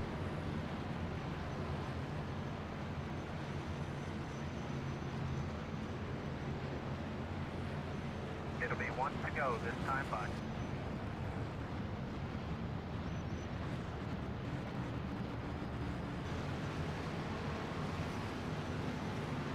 So we're going to start at the inside line. Lucas Simpler in the Flex Seal sponsored Mustang on the outside line.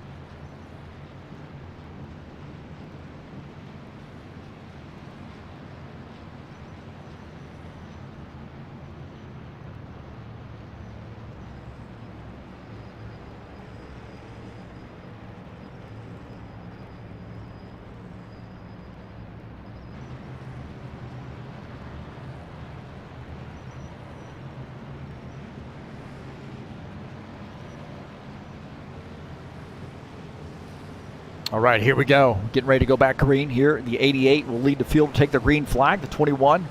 Kind of be interested to see how these guys treat each other since they're teammates here. Dennis Vandeven in the 4th position, that 48 car. Actually in 3rd, I should say. 48 car. Here we go.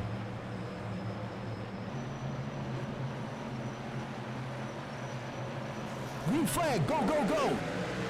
So big gap there. Dennis Vandeven gave a big gap on that. He dropped back a little bit, and now those guys running away. That 1, 2, 3. Vandeven having a battle with the 91, Claudio Bardelli. Vandeven in a hornet's nest right now. Oh, no, they're going to wreck. They're going to wreck, and Vandeven gets into the wall. And then we got a mess here.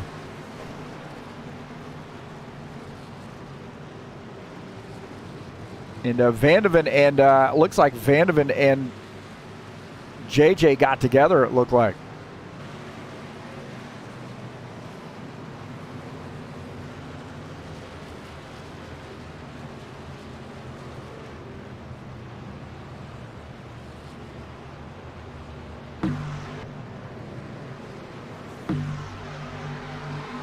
You see here, Vandeven on the inside, and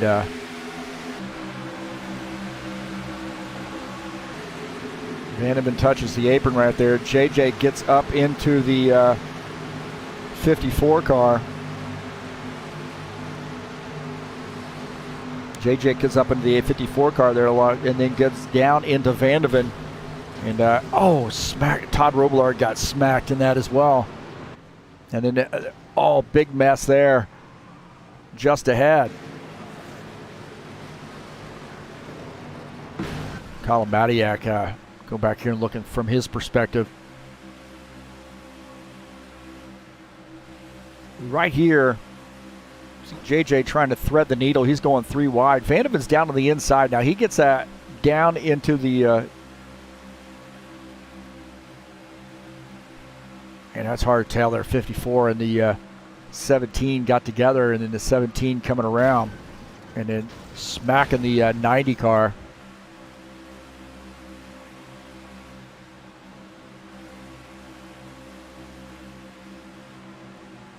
And there's contact 3 wide on the start. That might have been even 4 wide for Pete's sakes.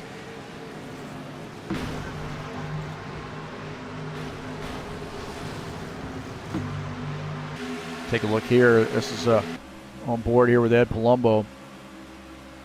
And then that just contact right there. It looked like the 17 might have drifted up a little bit.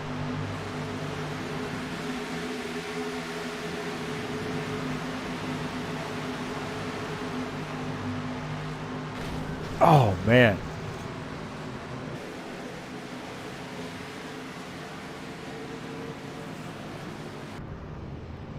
So it looks like Vandeven's retired his machine.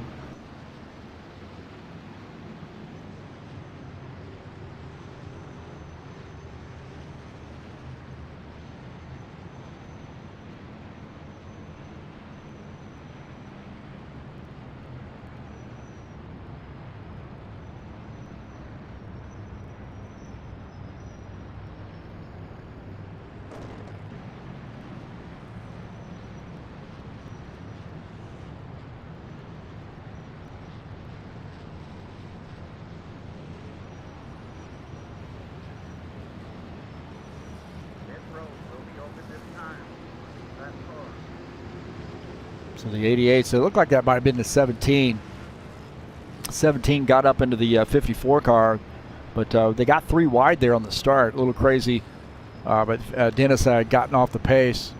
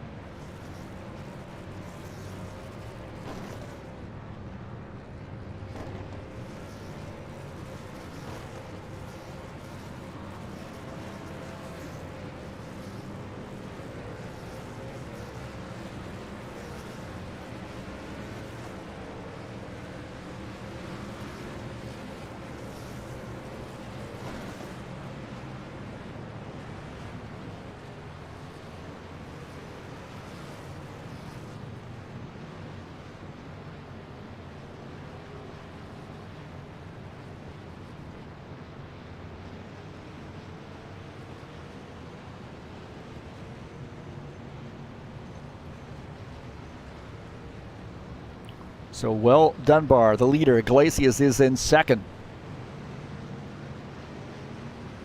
Take a look at, we'll sort of get this at the end of the race too, but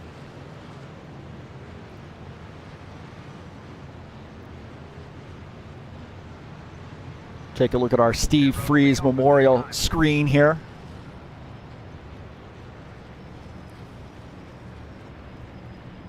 Moved from Ohio to Michigan.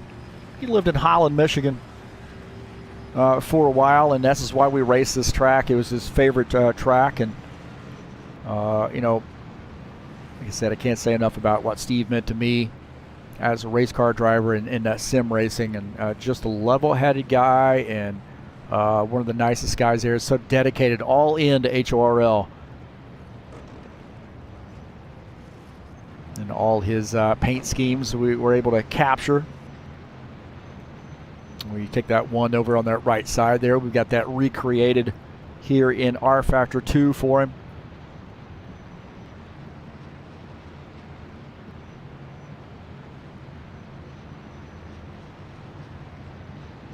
Take a look at the Steve Freeze throwback scheme with the Miller's Fireworks sponsorship and the Freeze Racing PCs sponsorship.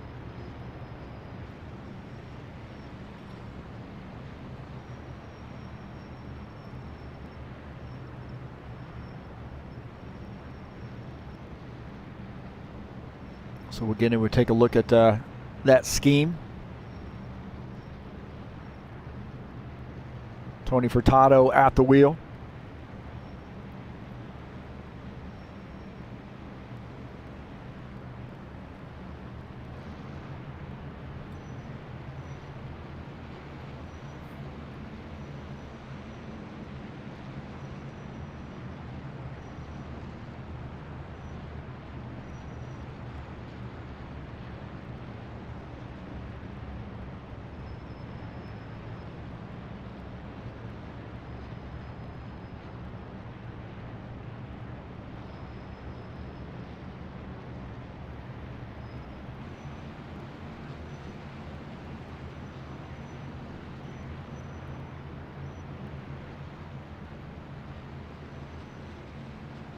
It'll be one to go this time, bud.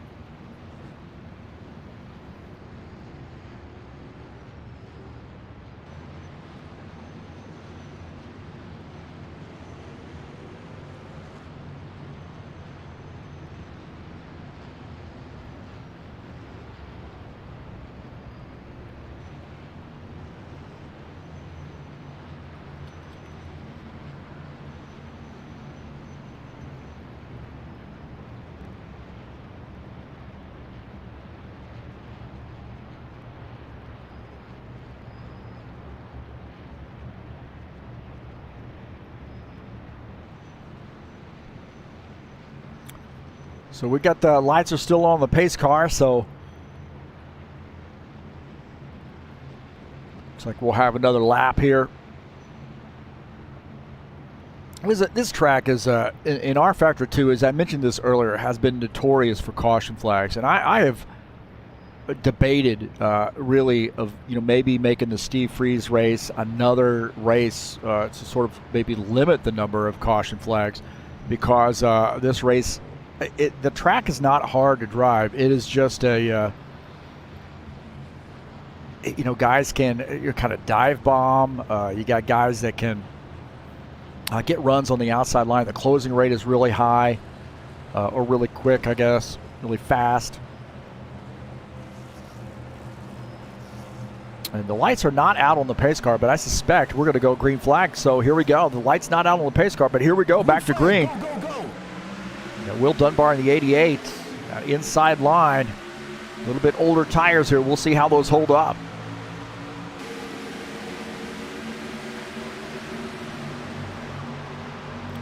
He's got a good run there. Bardelli Jr. just behind him. Furtado in the 11 car. He's running in P3, but looks like Paul Brown's going to sneak through on the bottom side there, getting by Tony Furtado.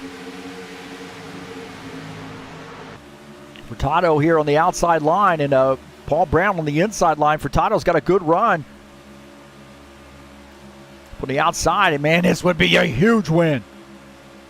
Running into Steve Freeze' paint scheme. Paul Brown on that inside line here. He's trying to make something happen on board here with Paul Brown. You see that number 11, Tony Furtado, running in P3, scrubbing off a little bit of seed. The 2X, Jesus Iglesias. This would be a big win for him too. Running in that temporary paint scheme.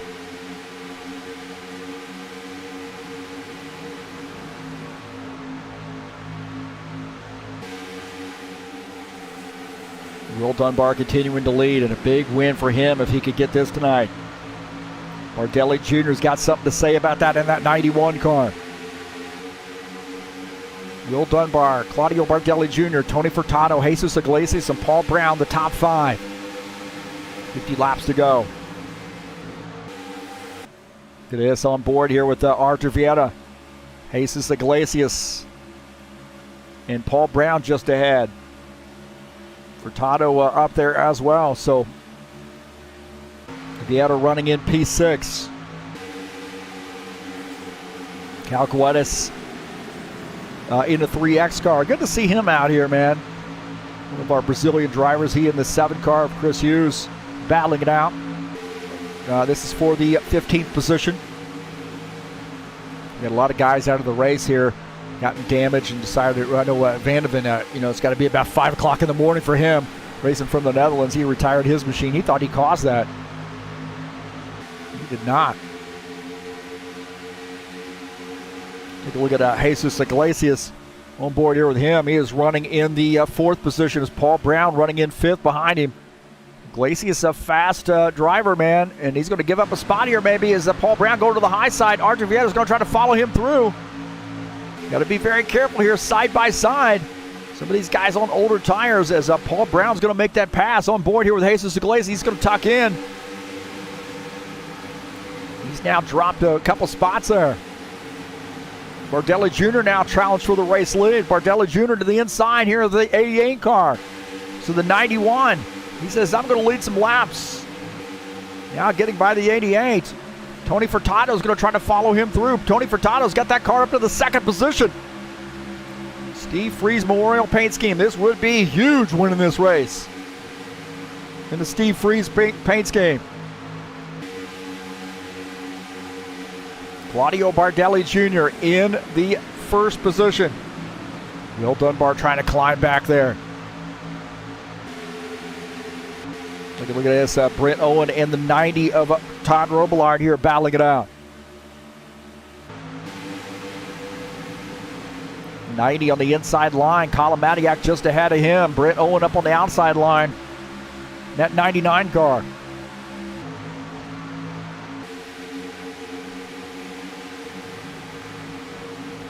They're side by side there on the bottom line, man. Can get a little chippy here. As the 90 and the 13 nose to tail. The 99, Brent Owen up on the outside line. The 82, Tim Lansbury in this mix. Side by side. Got to hold your line. The 90 car giving that 13 a little bit of a shove.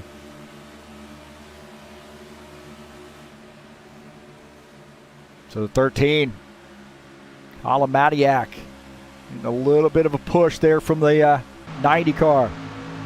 That's Sean Jacobs running in the 10th position. Last year's winner, now in P10. He's looking to move up. Got a run on Lucas Simpler in the 21.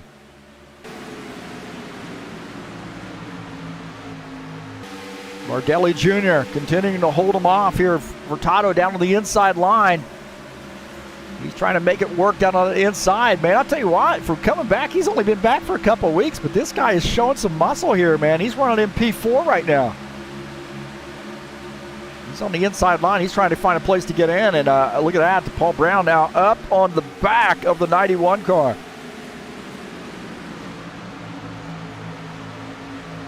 Palumbo, he wants a little piece of this action. He is now running in the 7th position. He's down to the bottom side here. He's going to go through with Furtado. No, he goes back up to the high side. Oh, man, you got to be careful there. Almost getting into the 11 car. Don't want to wreck the Memorial car. So Preston Hassel back there as well. So Webb Palumbo getting by Tony Furtado. There's Chris Hughes down on the inside line. 82, Tim Lansbury up on the outside line. Chris Hughes looking out of the front. Oh, almost made it 3 wide right there. He got out of the gas. Wisely gets out of the gas. Almost made it 3 wide. The 82, Tim Lansbury's working that outside line. The 90, Todd Robillard down on the bottom line. They got a mess just ahead. So some of these guys on a little bit older tires, man, starting to get a little crazy. Lucas Simpner here. He's trying to make some moves. He's behind that 24 car. Sean Jacobs. Lucas Simpner up on the outside line, looking out of the back of Colin Madiak's machine, the 21. Tucking in there. Look at that, man. 3 wide.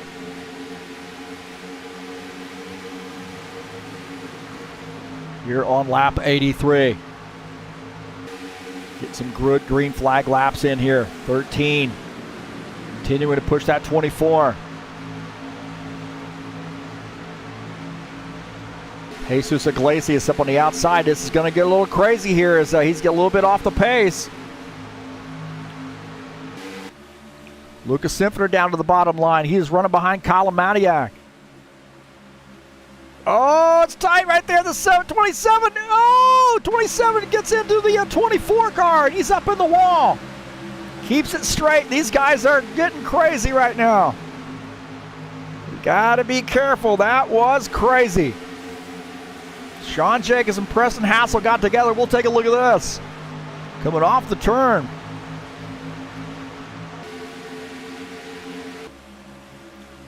Right there coming down the backstretch. Still no contact right there on that replay.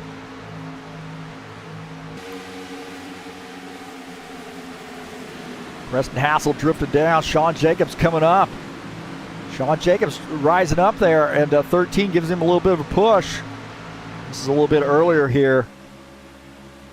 Sean Jacobs says, hey, I'm going to try to get by on the bottom side. This is where it got crazy, I believe.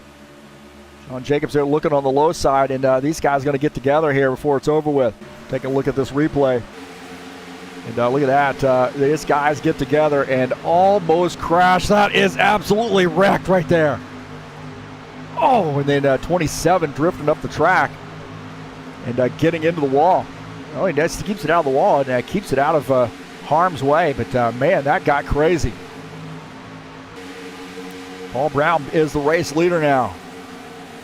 We got some guys coming down pit lane. Will Dunbar on pit lane.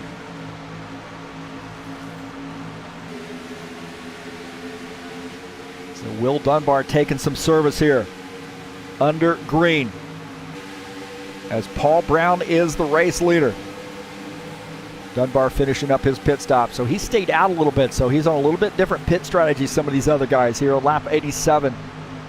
Dunbar coming back out off pit lane onto the track.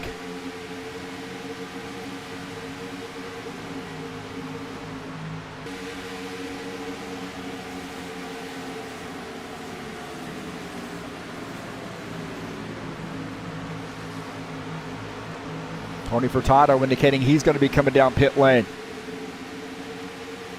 So he was on a little bit older tires. Oh, you better get that car slowed down. The 11 car looked like he was speeding. Oh, my heavens, man. He was hauling the mail. So the 11 car on pit lane. Paul Brown, the leader. Bardelli Jr. in second. Artur Vieira is in third. Sean Jacobs in fourth. So we have a 3-car breakaway. Palumbo running in the 5th position, that 54 car, that mellow yellow sponsored Camaro. So a good little pack right here. Vieira looks like he's coming down pit lane, or no, that's Bardelli Jr. on pit lane. So Bardelli Jr., Vieira, both coming in, probably working together here on pit lane, here on lap 89. Maybe the final pit stops for those guys. Colin Madiak looks like he wants a piece of this action. He is now down below the 24 cars. 13 versus the 24 coming off the turn, down the backstretch. Colin Madiak doesn't have any help on that bottom line. Sean Jacobs up on the high line has a little bit of help from the 54.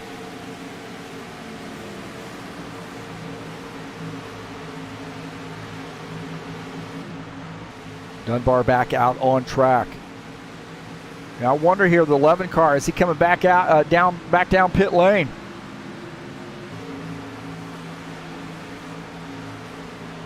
Not hearing anything out of Tony Furtado, so he might have gotten that car down below pit road speed before getting it on pit lane here. And looking out of the front of his machine, 3X, Cal Guedes. He gets by, and take a look at Tony Furtado. So he's running behind Will Dunbar in that 88 machine.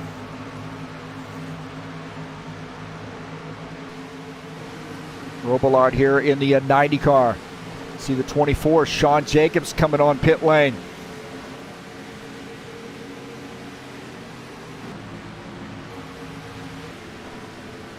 So we got a lot of the front runners on pit lane. Preston Hassel on pit lane as we see the 54, Ed Palumbo. He's running really, really low on gas. Is he going to be able to make it around? He's coming off. He and Lucas Simpson are making pit stops. Oh, hard on the brakes for the 54 car. Todd Robillard on there as well. 21 on pit lane. Paul Brown coming back out off pit lane here in the 77 car. There's a Palumbo, Sinfner, and Robillard all on pit lane.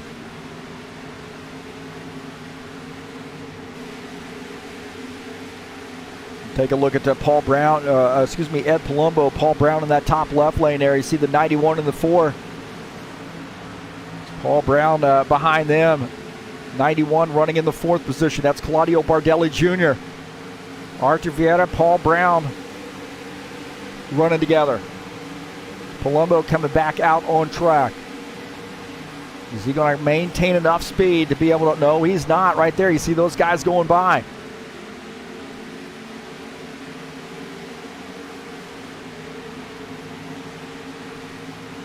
So now he has lost the drafter a little bit. So we got some front runners here. 1, 2, 3, a little bit of a gap there on P4. 91, the 4, and the 77 all running together. Claudio Bardelli Jr., Artur Vieira, and Paul Brown, 1, 2, 3. Ed Palumbo is in 4th.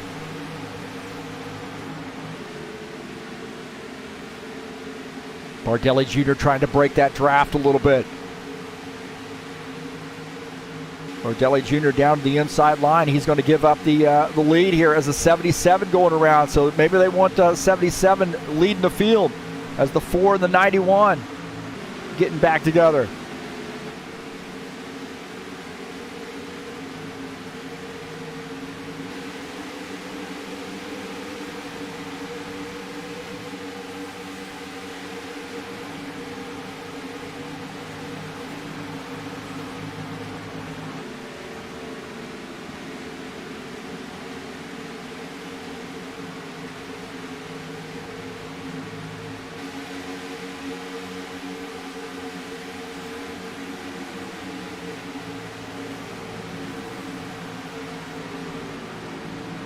Ed Palumbo has to come back down pit lane. Did not get enough fuel in the car. You have got to be kidding me. Ed Palumbo back on the pit lane. He did not get enough fuel in the car. My heavens, man. It rains, it pours. 77 is the race leader. The 4, Artur Vieira in 2nd. Claudio Bardelli Jr. in the 3rd position. Ed Palumbo on pit lane, taking service. He's taking some tires there, getting some fuel. He said he did not change his fuel back and did not take enough fuel, so he had to come back down pit lane. What a devastating blow for the 54 car.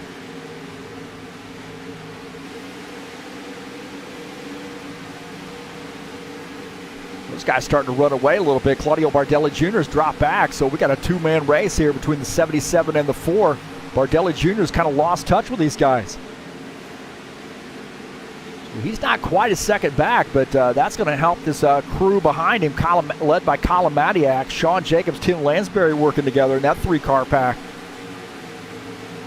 This guy's starting to close in a little bit. That's going to help them out somewhat. They want to get back up there and race it out for the win. Right now, it looks like a two-man race. Bardelli Jr. keeps dropping back. He's now a little over a second behind these guys.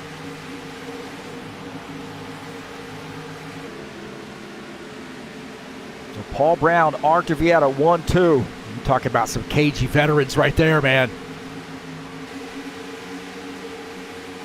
Toss a coin on that one to figure out who's going to win this race. Look at this, the 90 of Todd Robillard and the 11 of Tony Furtado.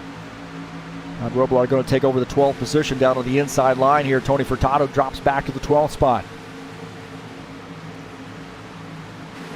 Chris Hughes in the 7 car and the 2X of Jesus Iglesias. Tight racing right there. Zeb Palumbo coming back out off pit lane. He is running in the 16th position. This Sean Jacobs, Colin Madiak, Tim Lansbury all racing him out. It is 4th, 5th, and 6th. Sean Jacobs in the 24 makes that pass. Colin Madiak tucks in. 82, Tim Lansbury in this mix. Those guys need to get together there, nose to tail, and see if they can't catch up to this pack. Those front 2, 3.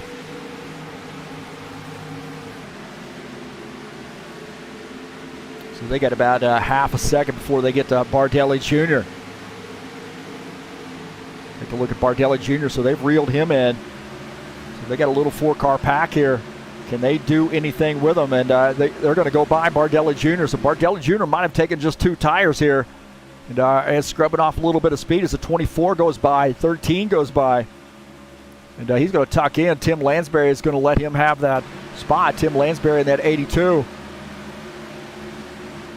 Skyline Chili Ford Mustang. So the 77's opened up a little bit of a gap here on Artavieta in the 4 car. 25 laps to go, 26 laps to go. When we cross the start-finish line, we'll have 25 to go. We've had a few caution flags here about the middle of the race. Got a little messy, but don't want to jinx it so far. Here in this stint, been pretty good. Robillard here making some more moves. Preston Hassel getting around Jesus Iglesias, the 2X car. The 90 going to follow him through. 27 now running in 10th. Caio Guedes coming down pit lane in the 3X machine here late in this race. Might see these guys have to make another pit stop here.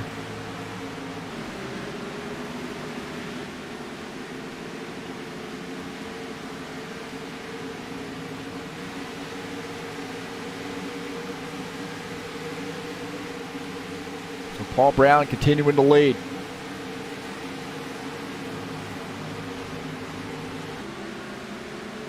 Take a look at Jesus Iglesias here running in the 12th position. And about there by himself right now. Tony Furtado trying to close in on him in that 11 car.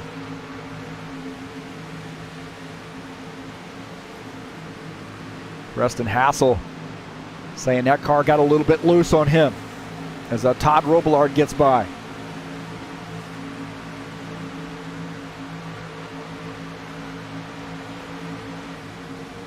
Take a look at this a little bit earlier as Hassel goes down to the inside line at 27, getting by the 2X. We saw that pass a little bit earlier, but man, he's talking about how his car got really, really loose. As Robillard running behind him.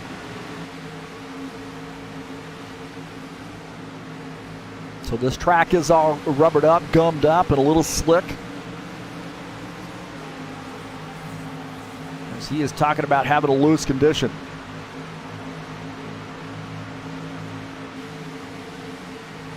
Look at this. 24 and the 13. And battling Artavieta. So now they've gotten around P2. These guys working together, and they might end up running down that 77 car. Can Sean Jacobs make it 2 Steve Freeze Memorial races in a row? He's got that 13 helping him out here a little bit. Tony Furtado now making a pass on Jesus Iglesias. So the 11 car now moving up to P12. He says he's got to come down pit lane. Jesus Iglesias tucks into that 2X car. So he's going to have to make a pit stop.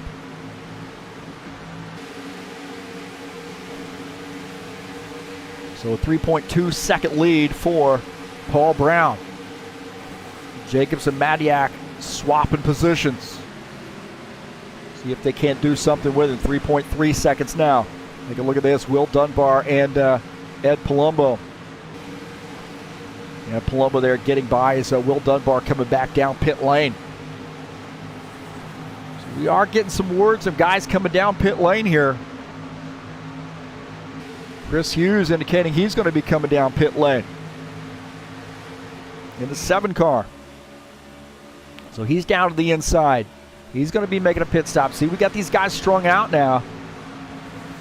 No big packs. And the 7 car makes this jaunt down pit lane. So guys are definitely going to have to make pit stops here.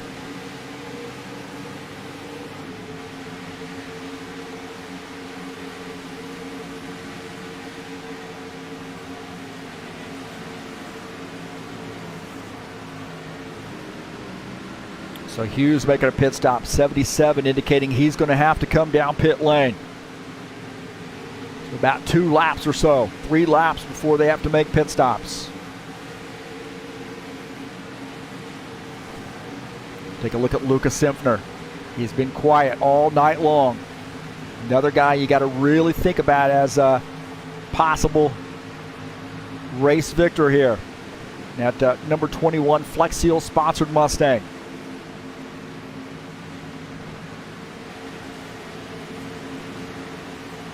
Does anybody have what it takes to be able to run down this 77 car?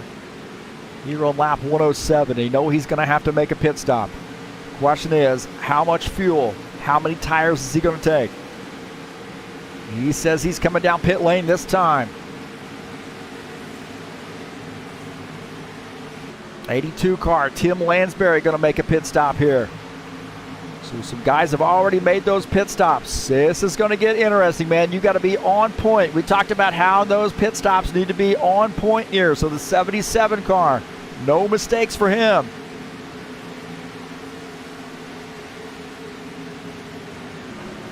'77 coming down pit lane.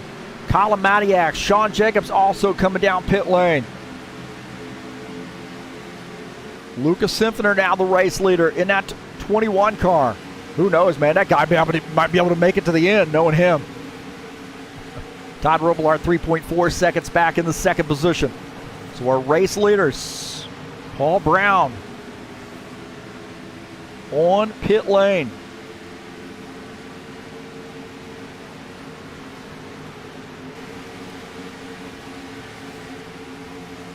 The late race pit stops. This is what we want to see. Some drama unfolding. Paul Brown finishing up that pit stop. Colin Madiak right there on his tail. Coming off, look at this, Lucas Simpner now coming down pit lane. Todd Robillard also coming down pit lane. There's Paul Brown finishing up that stop, coming back out on the track.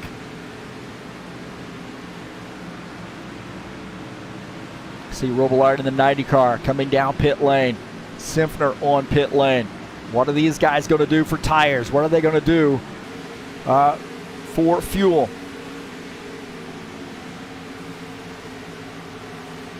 Paul Brown running in P3. Those guys still in their pit stalls. Madiak in 2nd. Jacobs is 3rd. Jacobs did not have that great a pit stop and fell off there from Madiak. Madiak and Jacobs came in at the same time. So Paul Brown back to the race lead here on lap 110. Can Madiak run down the 77 car?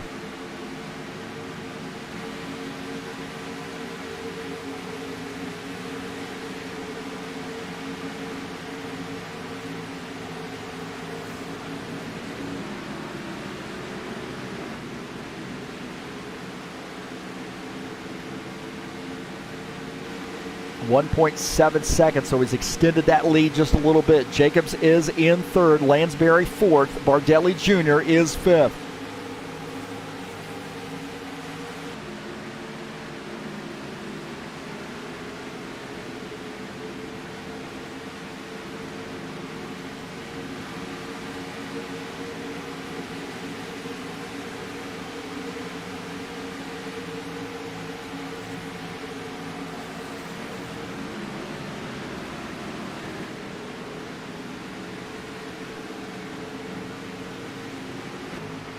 Simpner now back out on track, trying to get around Ed Palumbo. Says Simpner in the 21 car. Here a late race pass.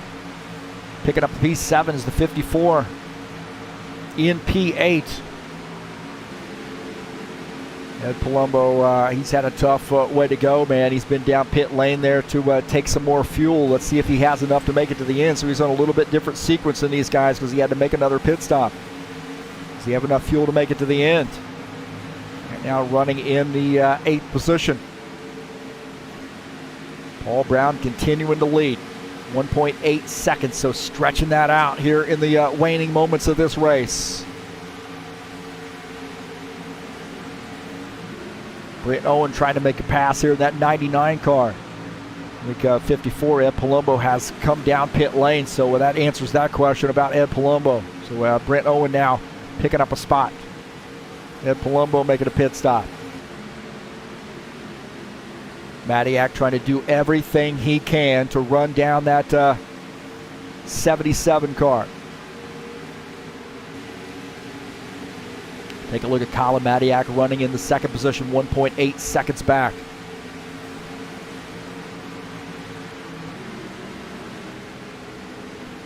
Tony Furtado indicating he's going to be coming down pit lane. We'll take a look at this 11 car. He drifted up the track there a little bit. And, man, he's down on that apron. Tough. This is tough, man. You're doing this under green flag conditions. New. Oh, man, does he get it? Oh, I thought he was speeding that first time he came down pit lane.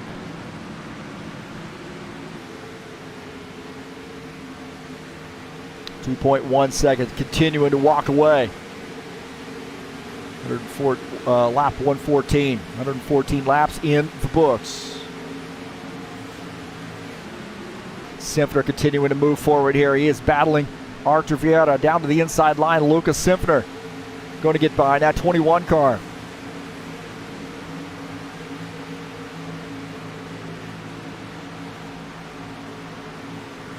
So 21, Lucas Simpner trying to make a pass now on Claudio Bardelli Jr. Side by side there with those guys. Simpner picking up some spots now up to P5 here on lap 115. Todd Robillard, Chris Hughes battling it out. Chris Hughes on the outside line. Todd Robillard down on the bottom line, and Preston Hassel just ahead. And Todd Robillard tucks that in, now up to the 10th spot. Chris Hughes back to 11th.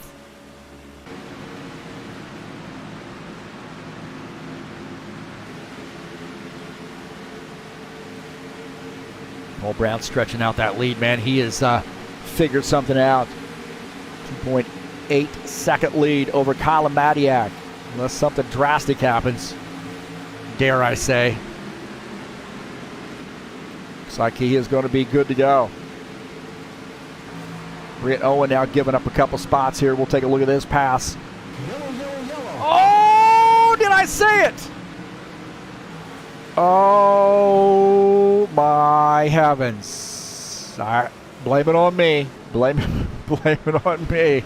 I said, dare I say. Oh no. Oh no. 88 car there off the pace. Maybe came around. And that changes things. That changes things. Paul Brown did not want to see that caution flag. Oh my heavens. Paul Brown did not want to see the caution flag. Now this really opens up the question what you're going to do on pit lane.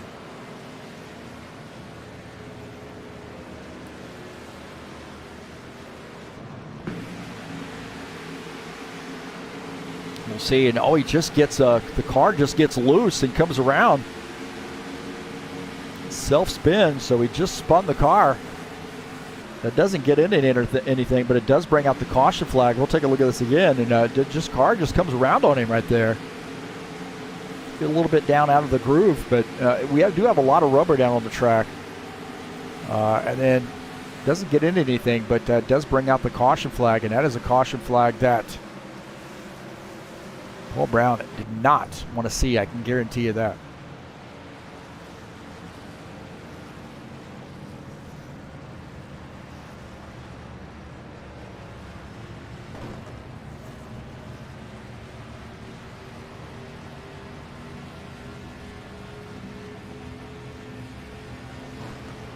Oh boy.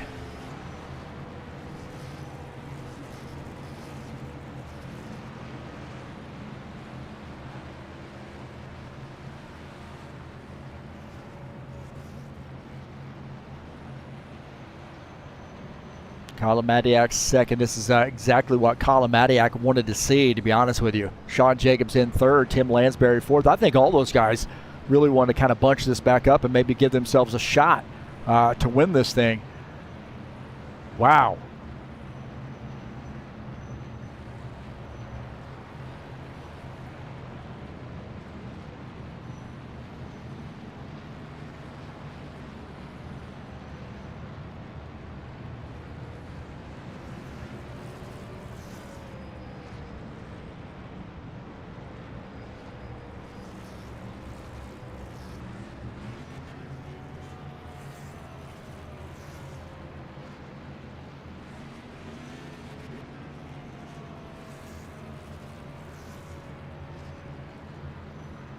So caution flag bunching things back up.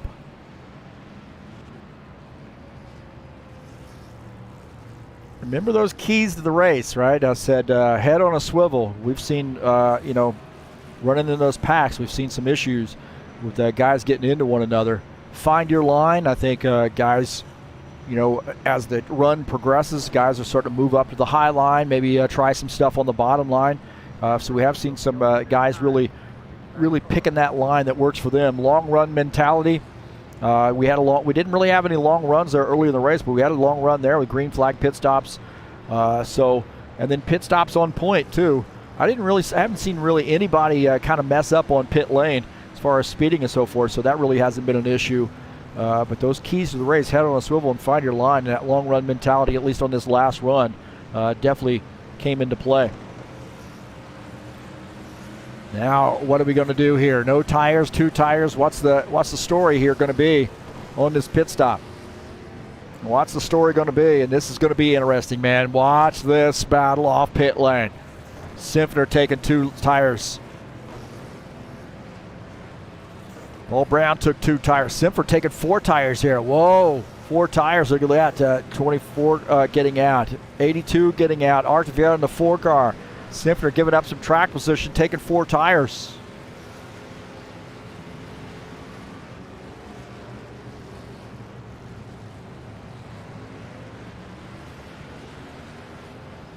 Kalamadiak indicating he may very well be staying out. So, wow, what a decision here. Some strategy playing out. And this is scaring me a little bit here because you got Madiak, Bardelli Jr., on older stuff out. Paul Brown, the first car coming down pit lane, is in third. So we'll see how this works out.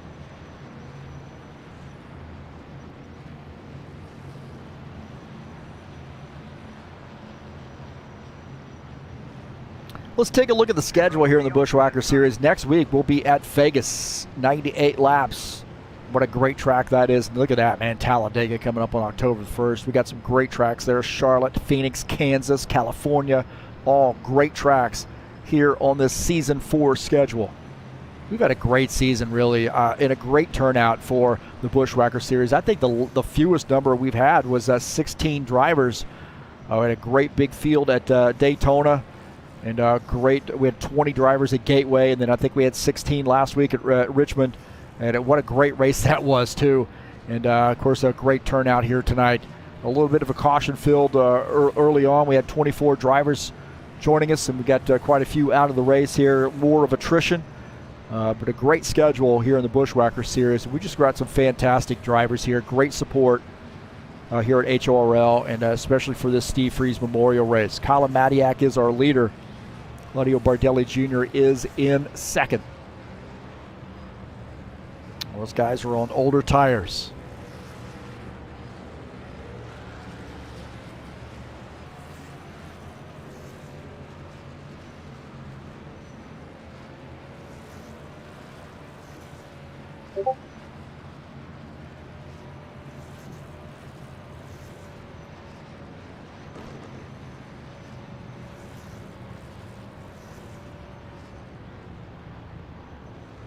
So we had a little bit of a rough start, but we've had some good racing there in spurts. And are we going to end this under green? That's the question now. That is the question, the million-dollar question. At 13, I'd say he's going to make that car pretty wide. Bardelli Jr., you know, he's got some tricks up his sleeve too. So interesting tandem here starting in 1-2.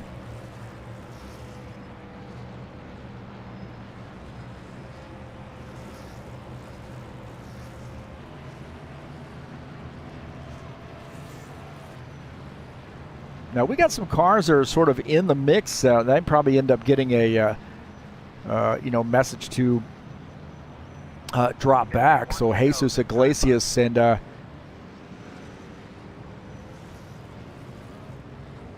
Guedes also. Caio Guedes up there in this mix, and I think they're probably going to have to drop back here.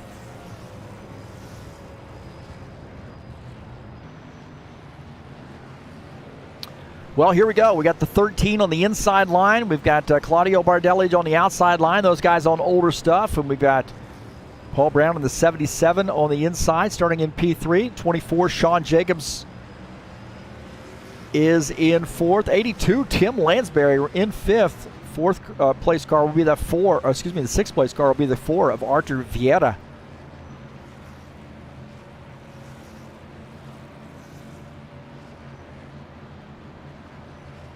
So this is going to be interesting here on this restart. We got 3 across the start-finish line. We'll have 3 laps to go. Will this baby end under green, or will we have a green-white checker?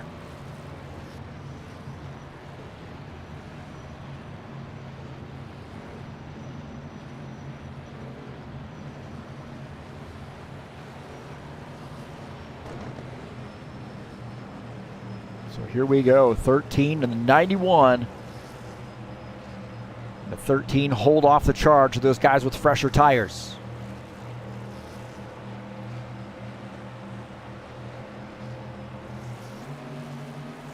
Paul tried to get in his head here and told him not to spin his tires. Green flag, green Here flag. we go, back to green. Back to green. This is going to get aggressive here, man. Not a lot of give. All take at this point. 13 clears that 91. Paul Brown down to the inside. Colin Matiak throwing the block. Paul Brown obviously has the better stuff there. It's coming down pit lane. Better tires. Paul Brown going to the inside.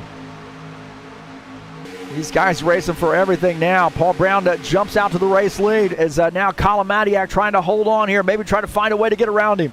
These guys are racing it out behind.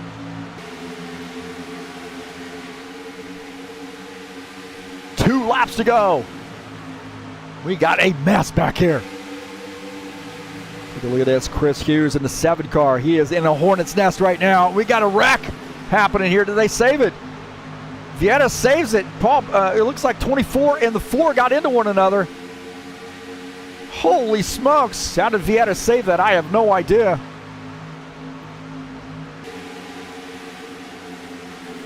Paul Brown in the 77. Colin Matiak in the 13. Matiak about 2 tenths behind. 82, Tim Lansbury in third. Cross the start-finish line, and we got a mess. And we're going to have green-white checker. That is not, oh man, we got a mess right there. 27 car involved. Oh boy.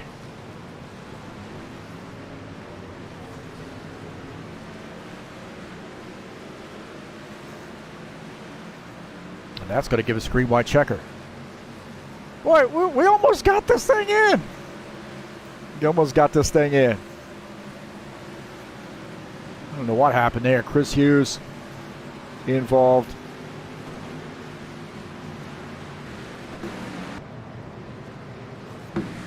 Take a look here. 91-7.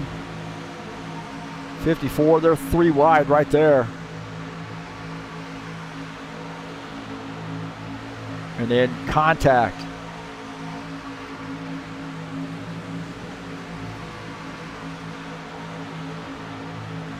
So contact right there with the 54 and the 7, and then the 7 coming back across the track, and this is going to get absolutely ugly. Oh, man. Cars all over the place.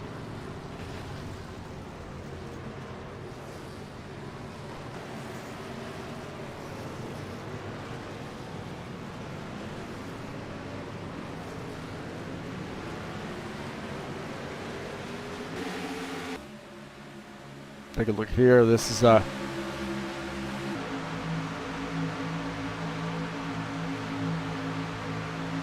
right there. There was 3 wide, and then wow.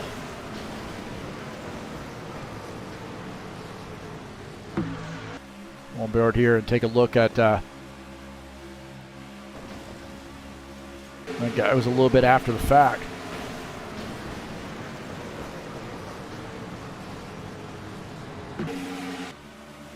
See what led up to this. This is a little bit earlier here. As see the 7 goes. Yeah,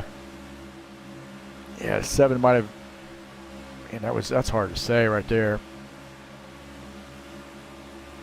So you see them coming off the turn, and the 7 kind of drifting down there and gets into the 54 car, and then all heck breaks loose. See the 24 gets caught up in that. 27 hard lick for him.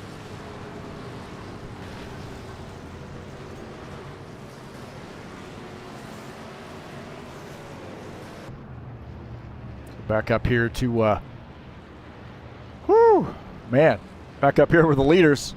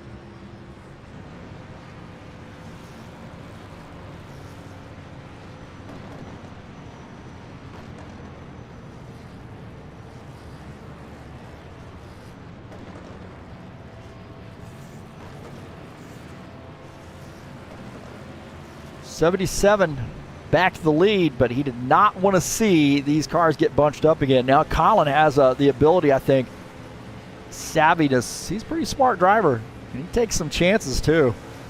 He's going to start beside that '77 car.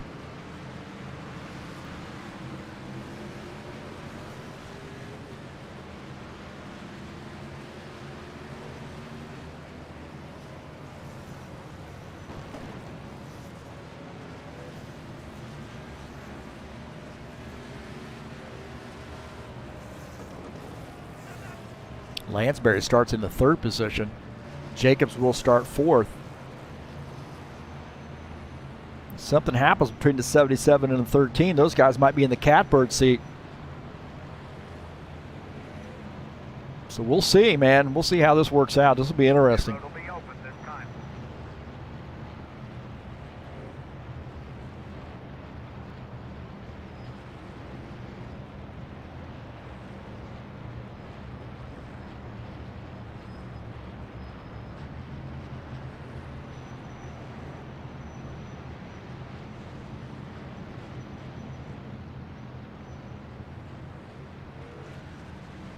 So some green-white checker action for you. And a Steve Freeze Memorial 250.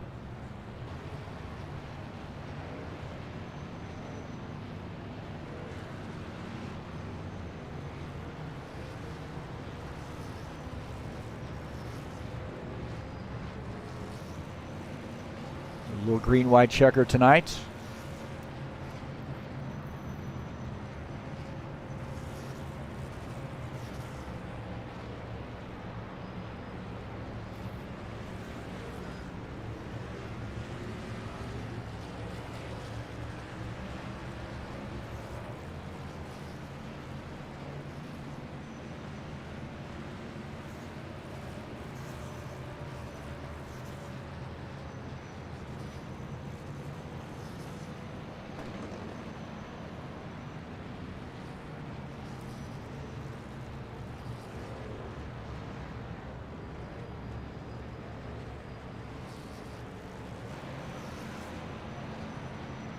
All right, now the question is, which lane is the 77 car going to take? There was a little bit of a cat and mouse game going on there. The 77 said, which lane do you want, Colin? And Colin was like, you're not going to give me the one I want.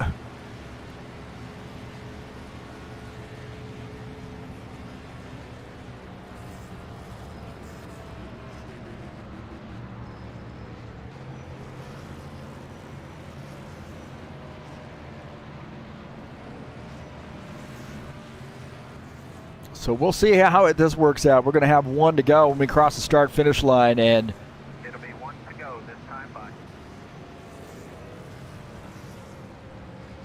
it could be big.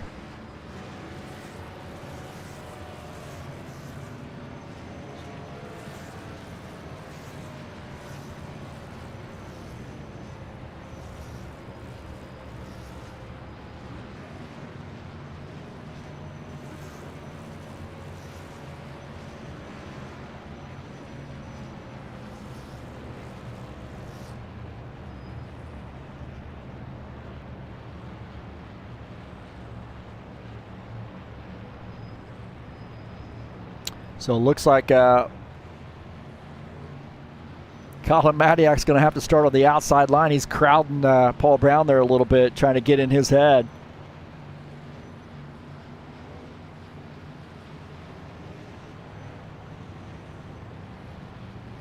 So actually, Paul Brown in inside line. Colin Madiak will start on the outside line.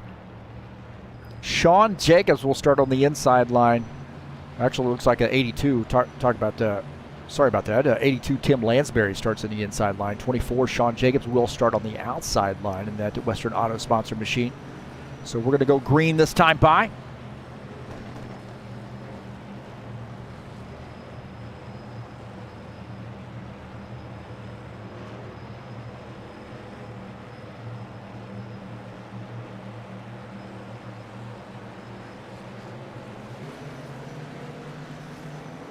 So here we go. Pace car's off. Green, white checker. Go, go, go.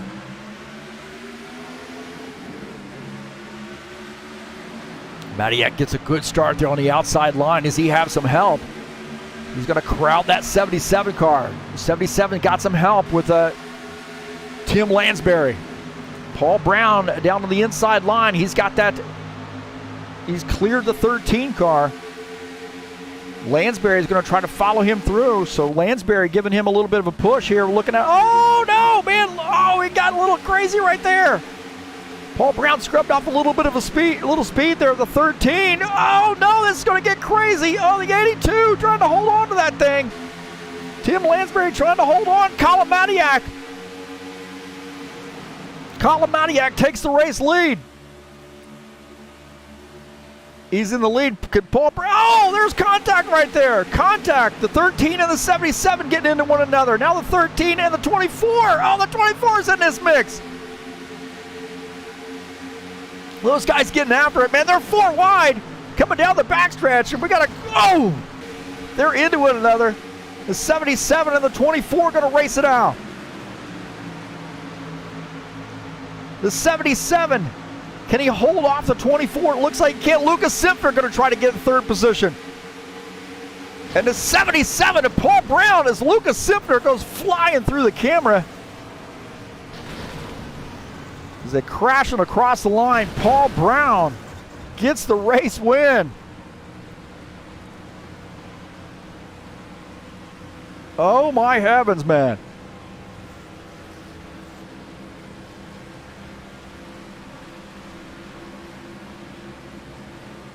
My heavens, man. That was a crazy race.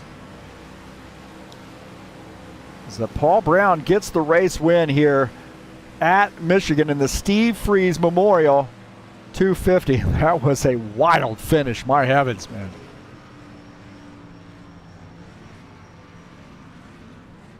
So congratulations to Paul Brown.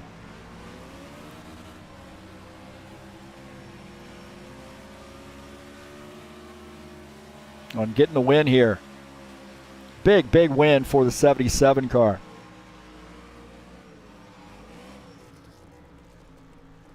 That was wild, man. What a wild finish. Got cars all over the place there.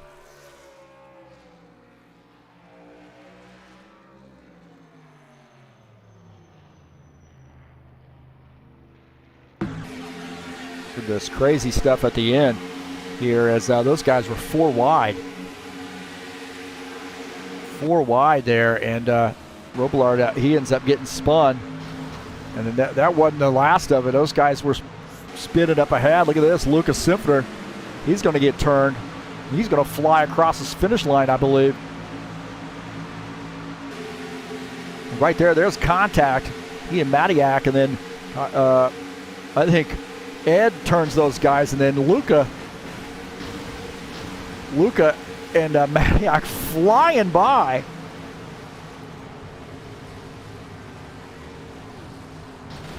That was an absolute move. Lucas Simpner took a hard lick there on the inside. So Paul Brown gets the win. Congratulations to him. And wow, what a big win for Paul Brown here in the Steve Freeze Memorial Race.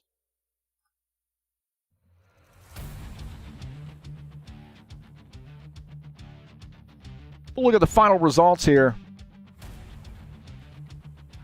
tonight.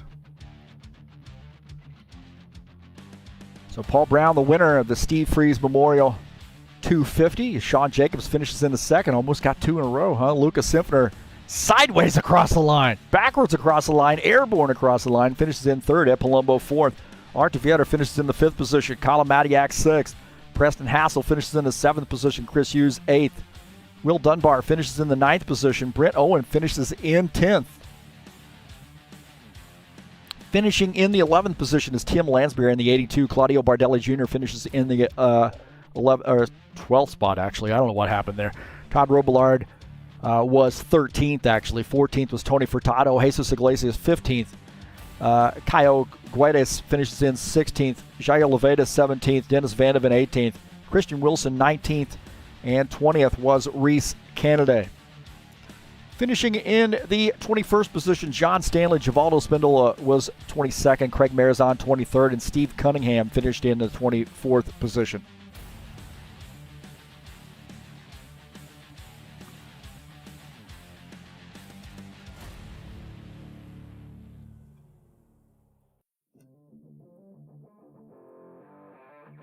See if we'll get Paul Brown up here in the booth with us shortly here.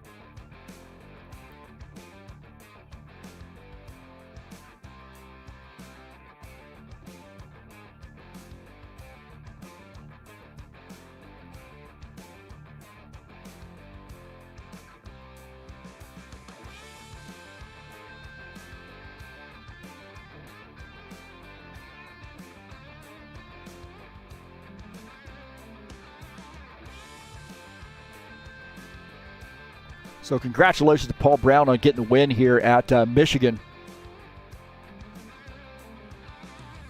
So a good win for him, and a big one here in the Steve Freeze Memorial Race. We'll see if we can't get a little bit of an interview with him.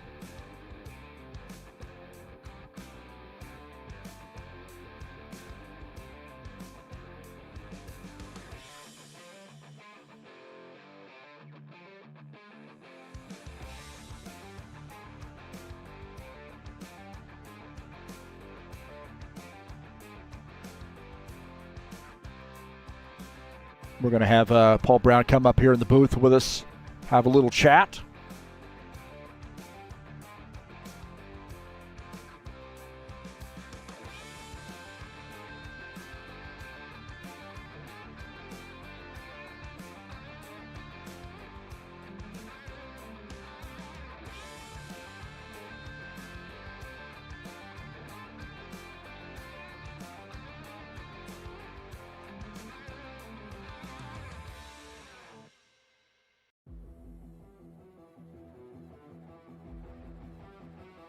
We'll drag Paul Brown up here in the booth with us.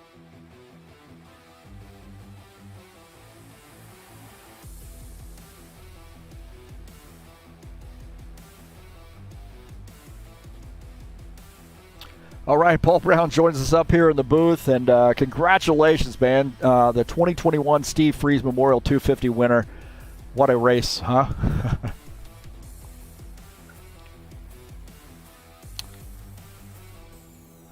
So what a race there, Paul. How about that? Congratulations to you on getting this race win here in the Steve Freeze Memorial 250. That was a crazy finish, man. That was a crazy race. Lots of fun.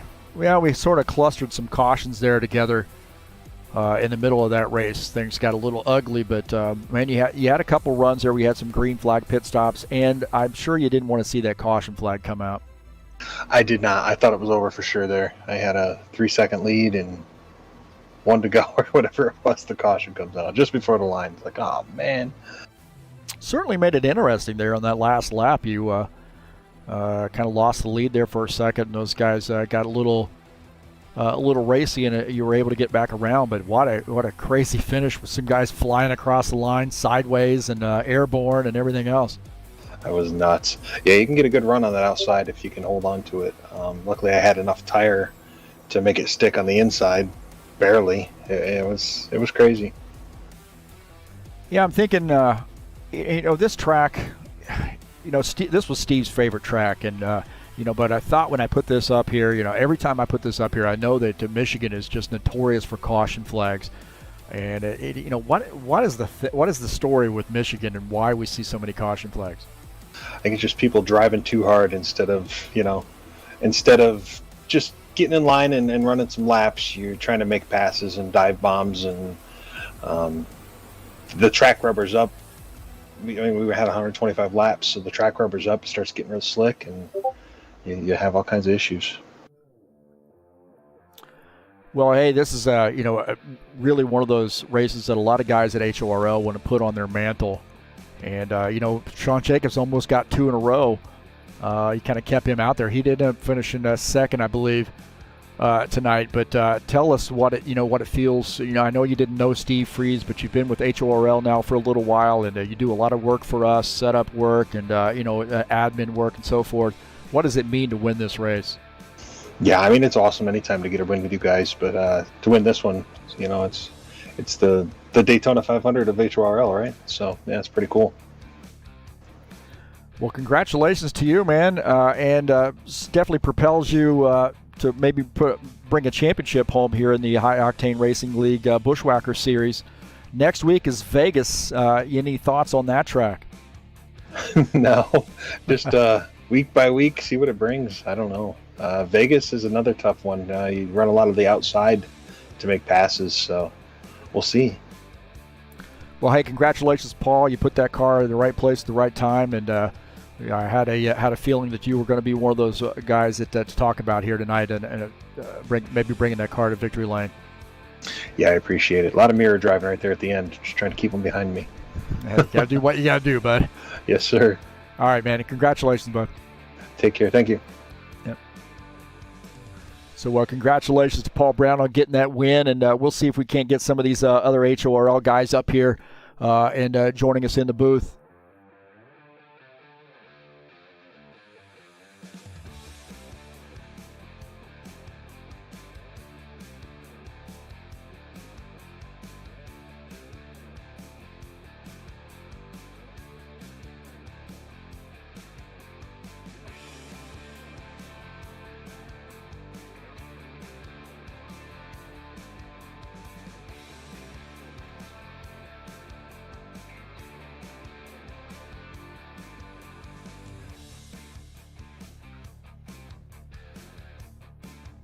So we'll see if we can't get some of these old HORL guys that knew Tony. We'll drag these guys up here in the booth with us.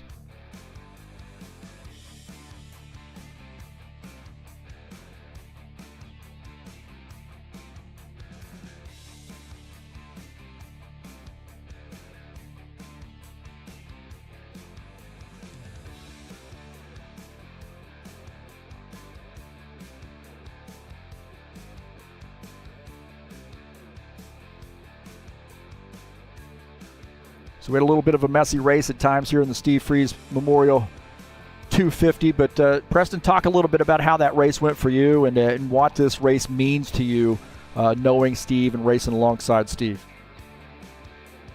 The race went, well, it was kind of tough back in the back a little for a while. You know, I ran with Todd and Ed and Tony.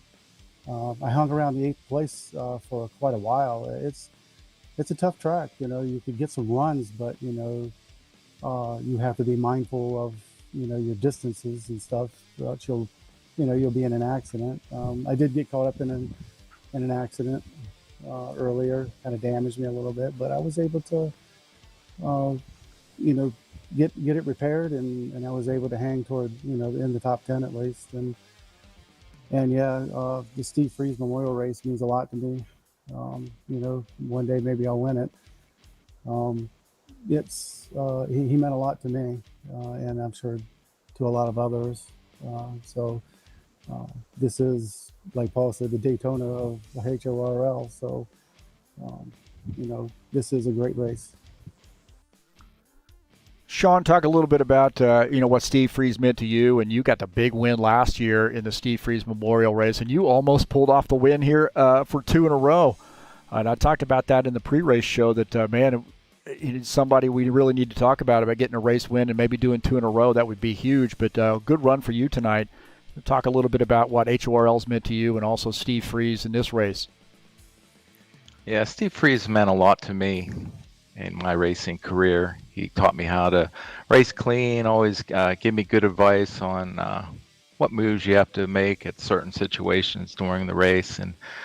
And there at the end, I went 3 wide because I wanted to go for it, and I really thought that I had it when I seen Colin drop back behind me, and I thought I was going to have that outside run on Paul, but my tires were pretty much a little bit worn there, so I couldn't hold it, and I had to let off the gas, and that was just enough for Paul to get underneath me. But I just tucked in behind him, and hopefully, you know, anything could happen. But I was just so short. I really wanted to win it though for Steve Freeze, because it does mean a lot for everybody here at High Octane, because he just is a mentor to all of us pretty much, that has been way back when we started racing and started in this league.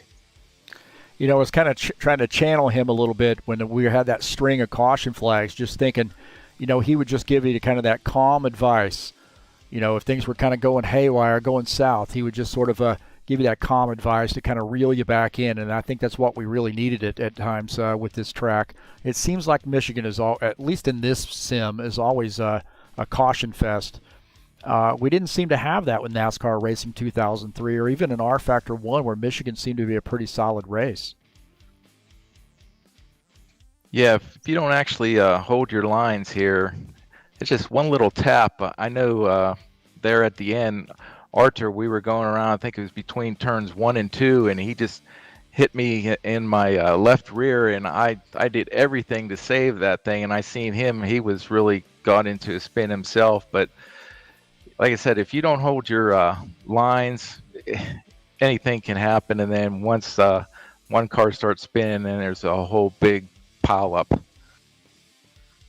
You know, Preston, I wanted to talk to you about how you've been key really here at HORL, because once we sort of broke back away on our own, I contacted you, and you kind of got the ball rolling to getting Will back into it, and really helping us grow this series. So, you were all in from the get-go once we got back into contact. What does this whole thing mean to you, man?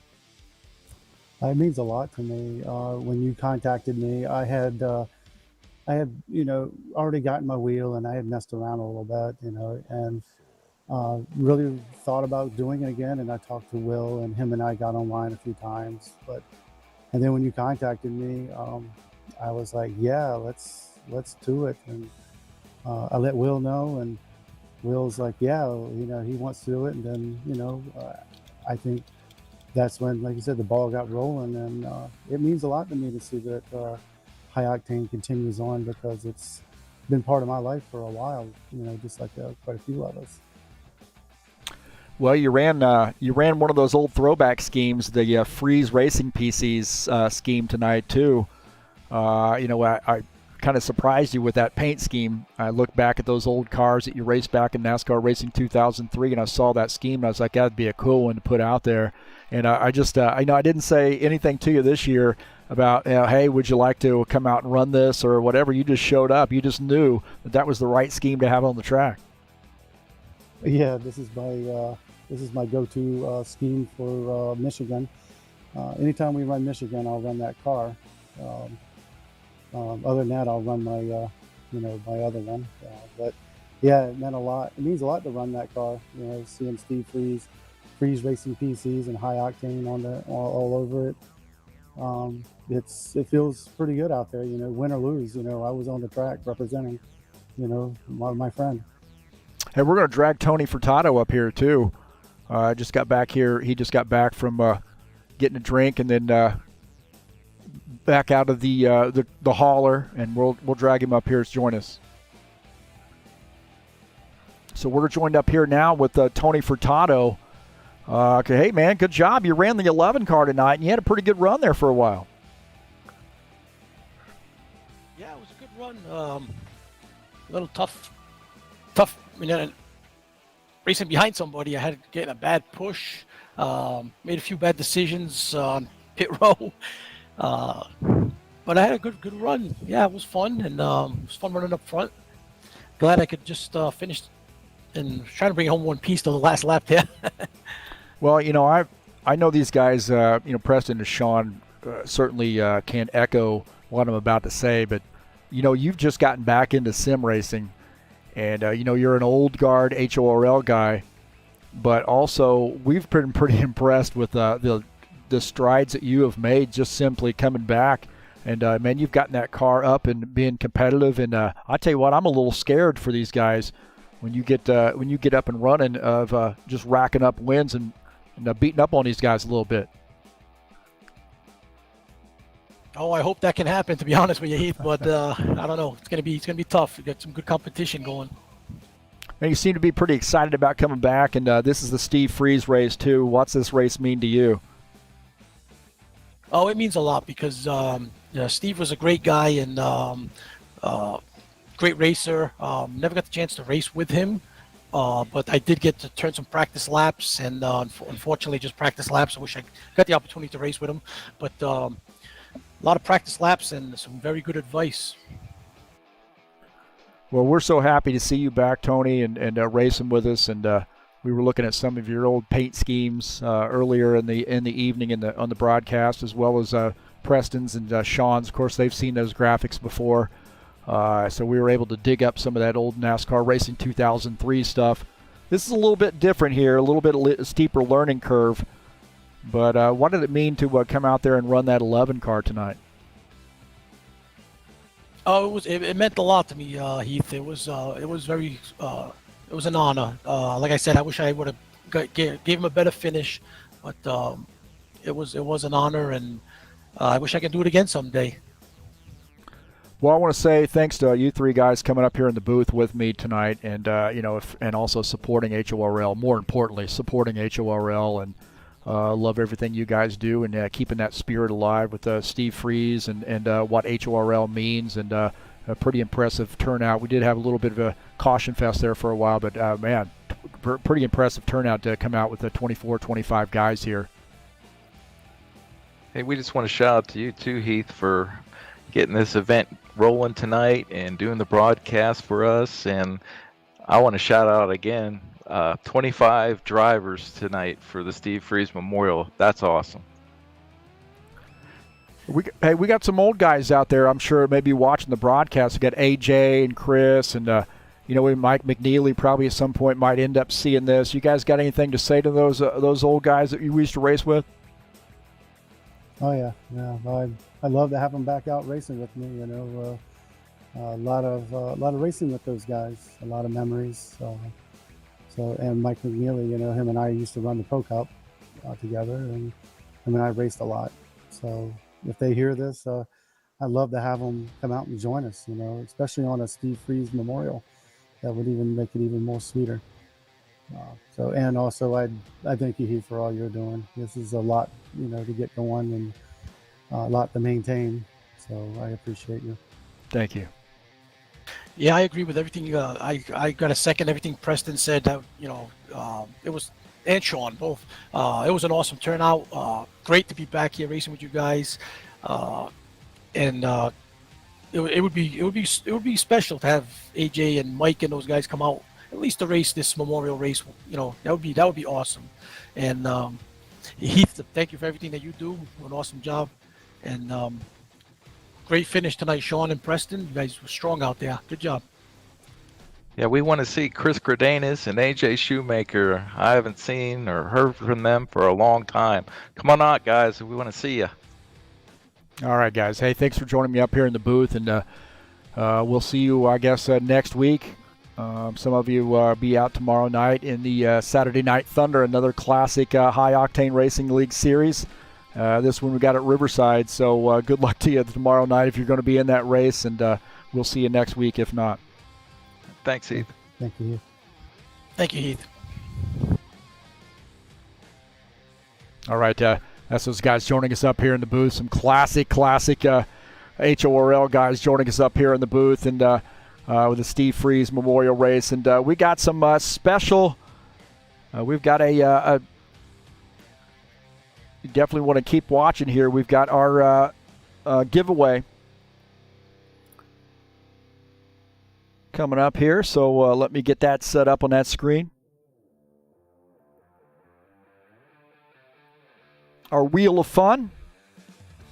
So just to our Steve Freeze Memorial Race, we do some of the admins throw in a bunch of cash, and we're going to throw out two $25 gift cards, Steam gift cards, and a $50 gift card, and then also the final one, the grand prize, will be this button box, Derek Spears button box. This is the same type of button box that I have, and I absolutely love this thing.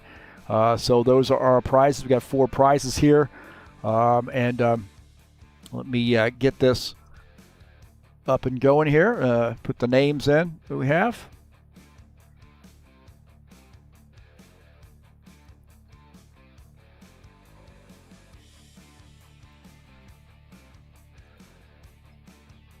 So there are our names tonight. We'll shuffle those around, and we'll do a little spin here. So this first spin will be for the $25 gift card. So spin number 1.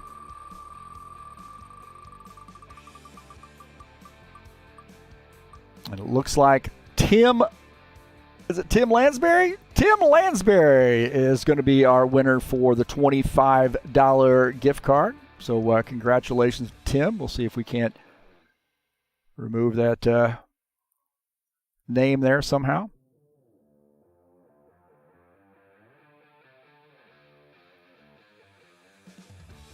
We'll have to do it the old school way.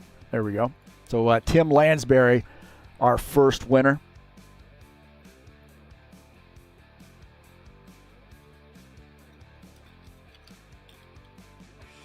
So Tim Lansbury will contact me on Discord, and we'll make arrangements to get him the $25 in his account.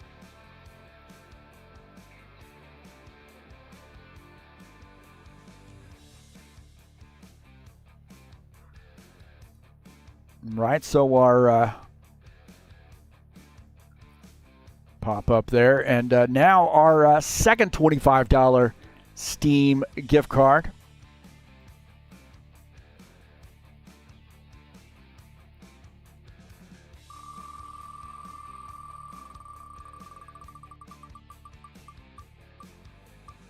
So it looks like it will be Sean Jacobs. Sean Jacobs is our next winner. So congratulations to him. Our $25 gift card.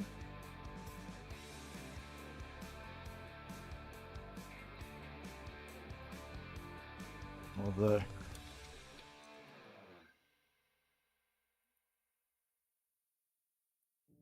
So Sean Jacobs.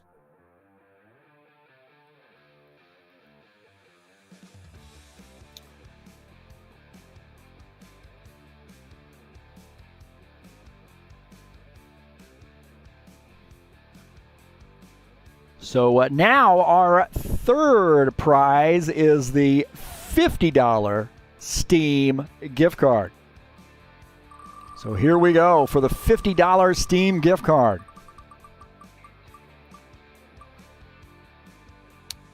And it looks like that is Jesus Iglesias. So Jesus Iglesias, $25 or a $50 Steam gift card for him.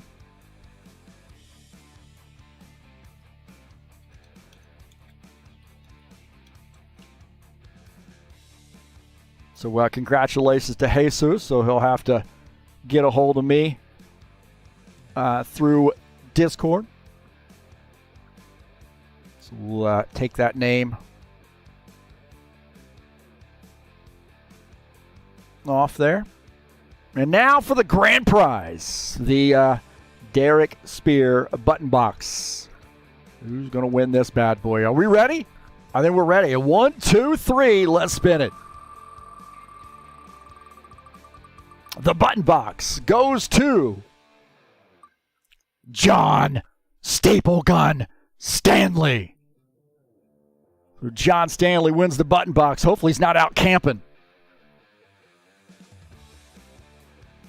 So congratulations to John Stanley on getting the button box. Congratulations to him.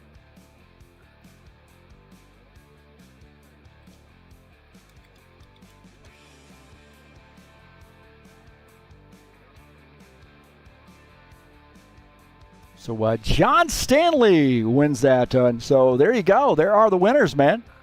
Tim Lansbury, Sean Jacobs, both $25 Steam gift cards. Jesus Iglesias gets the $50 Steam gift card. And John Stanley, Staple Gun Stanley, wins the button box. Congratulations. And really thanks to all the folks for coming out and joining us here on TurnLeftTV. And thanks to the admins and everybody who contributed to the prizes and, getting us a pool of money here so we can offer these prizes. So I want to say thanks to all those HORL hardcore guys for throwing some cash in. It really was very nice and for them to do that.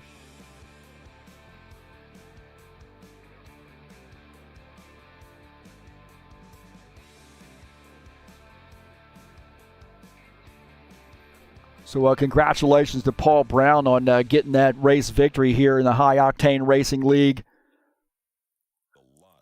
Bushwhacker Series, the Steve Freeze Memorial 250.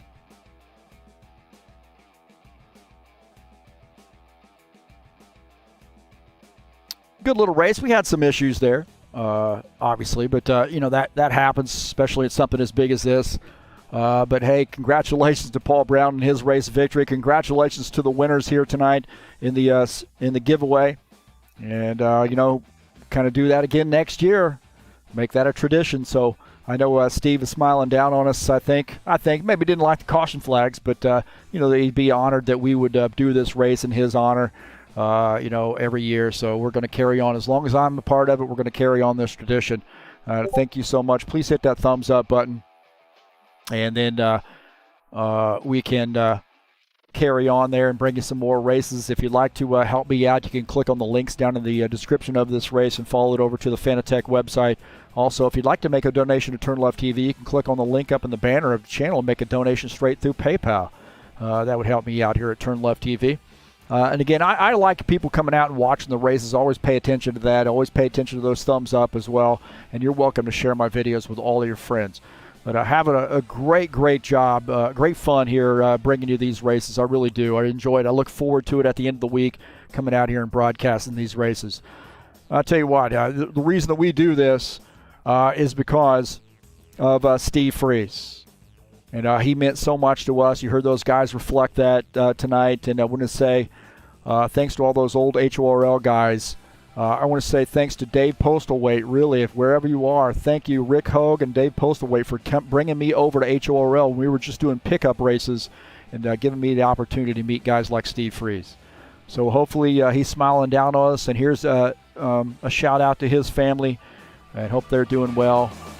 And you know what that means, boys and girls. Till next year, the Steve Freeze Memorial 250. Congratulations, Paul Brown. And I am out of here.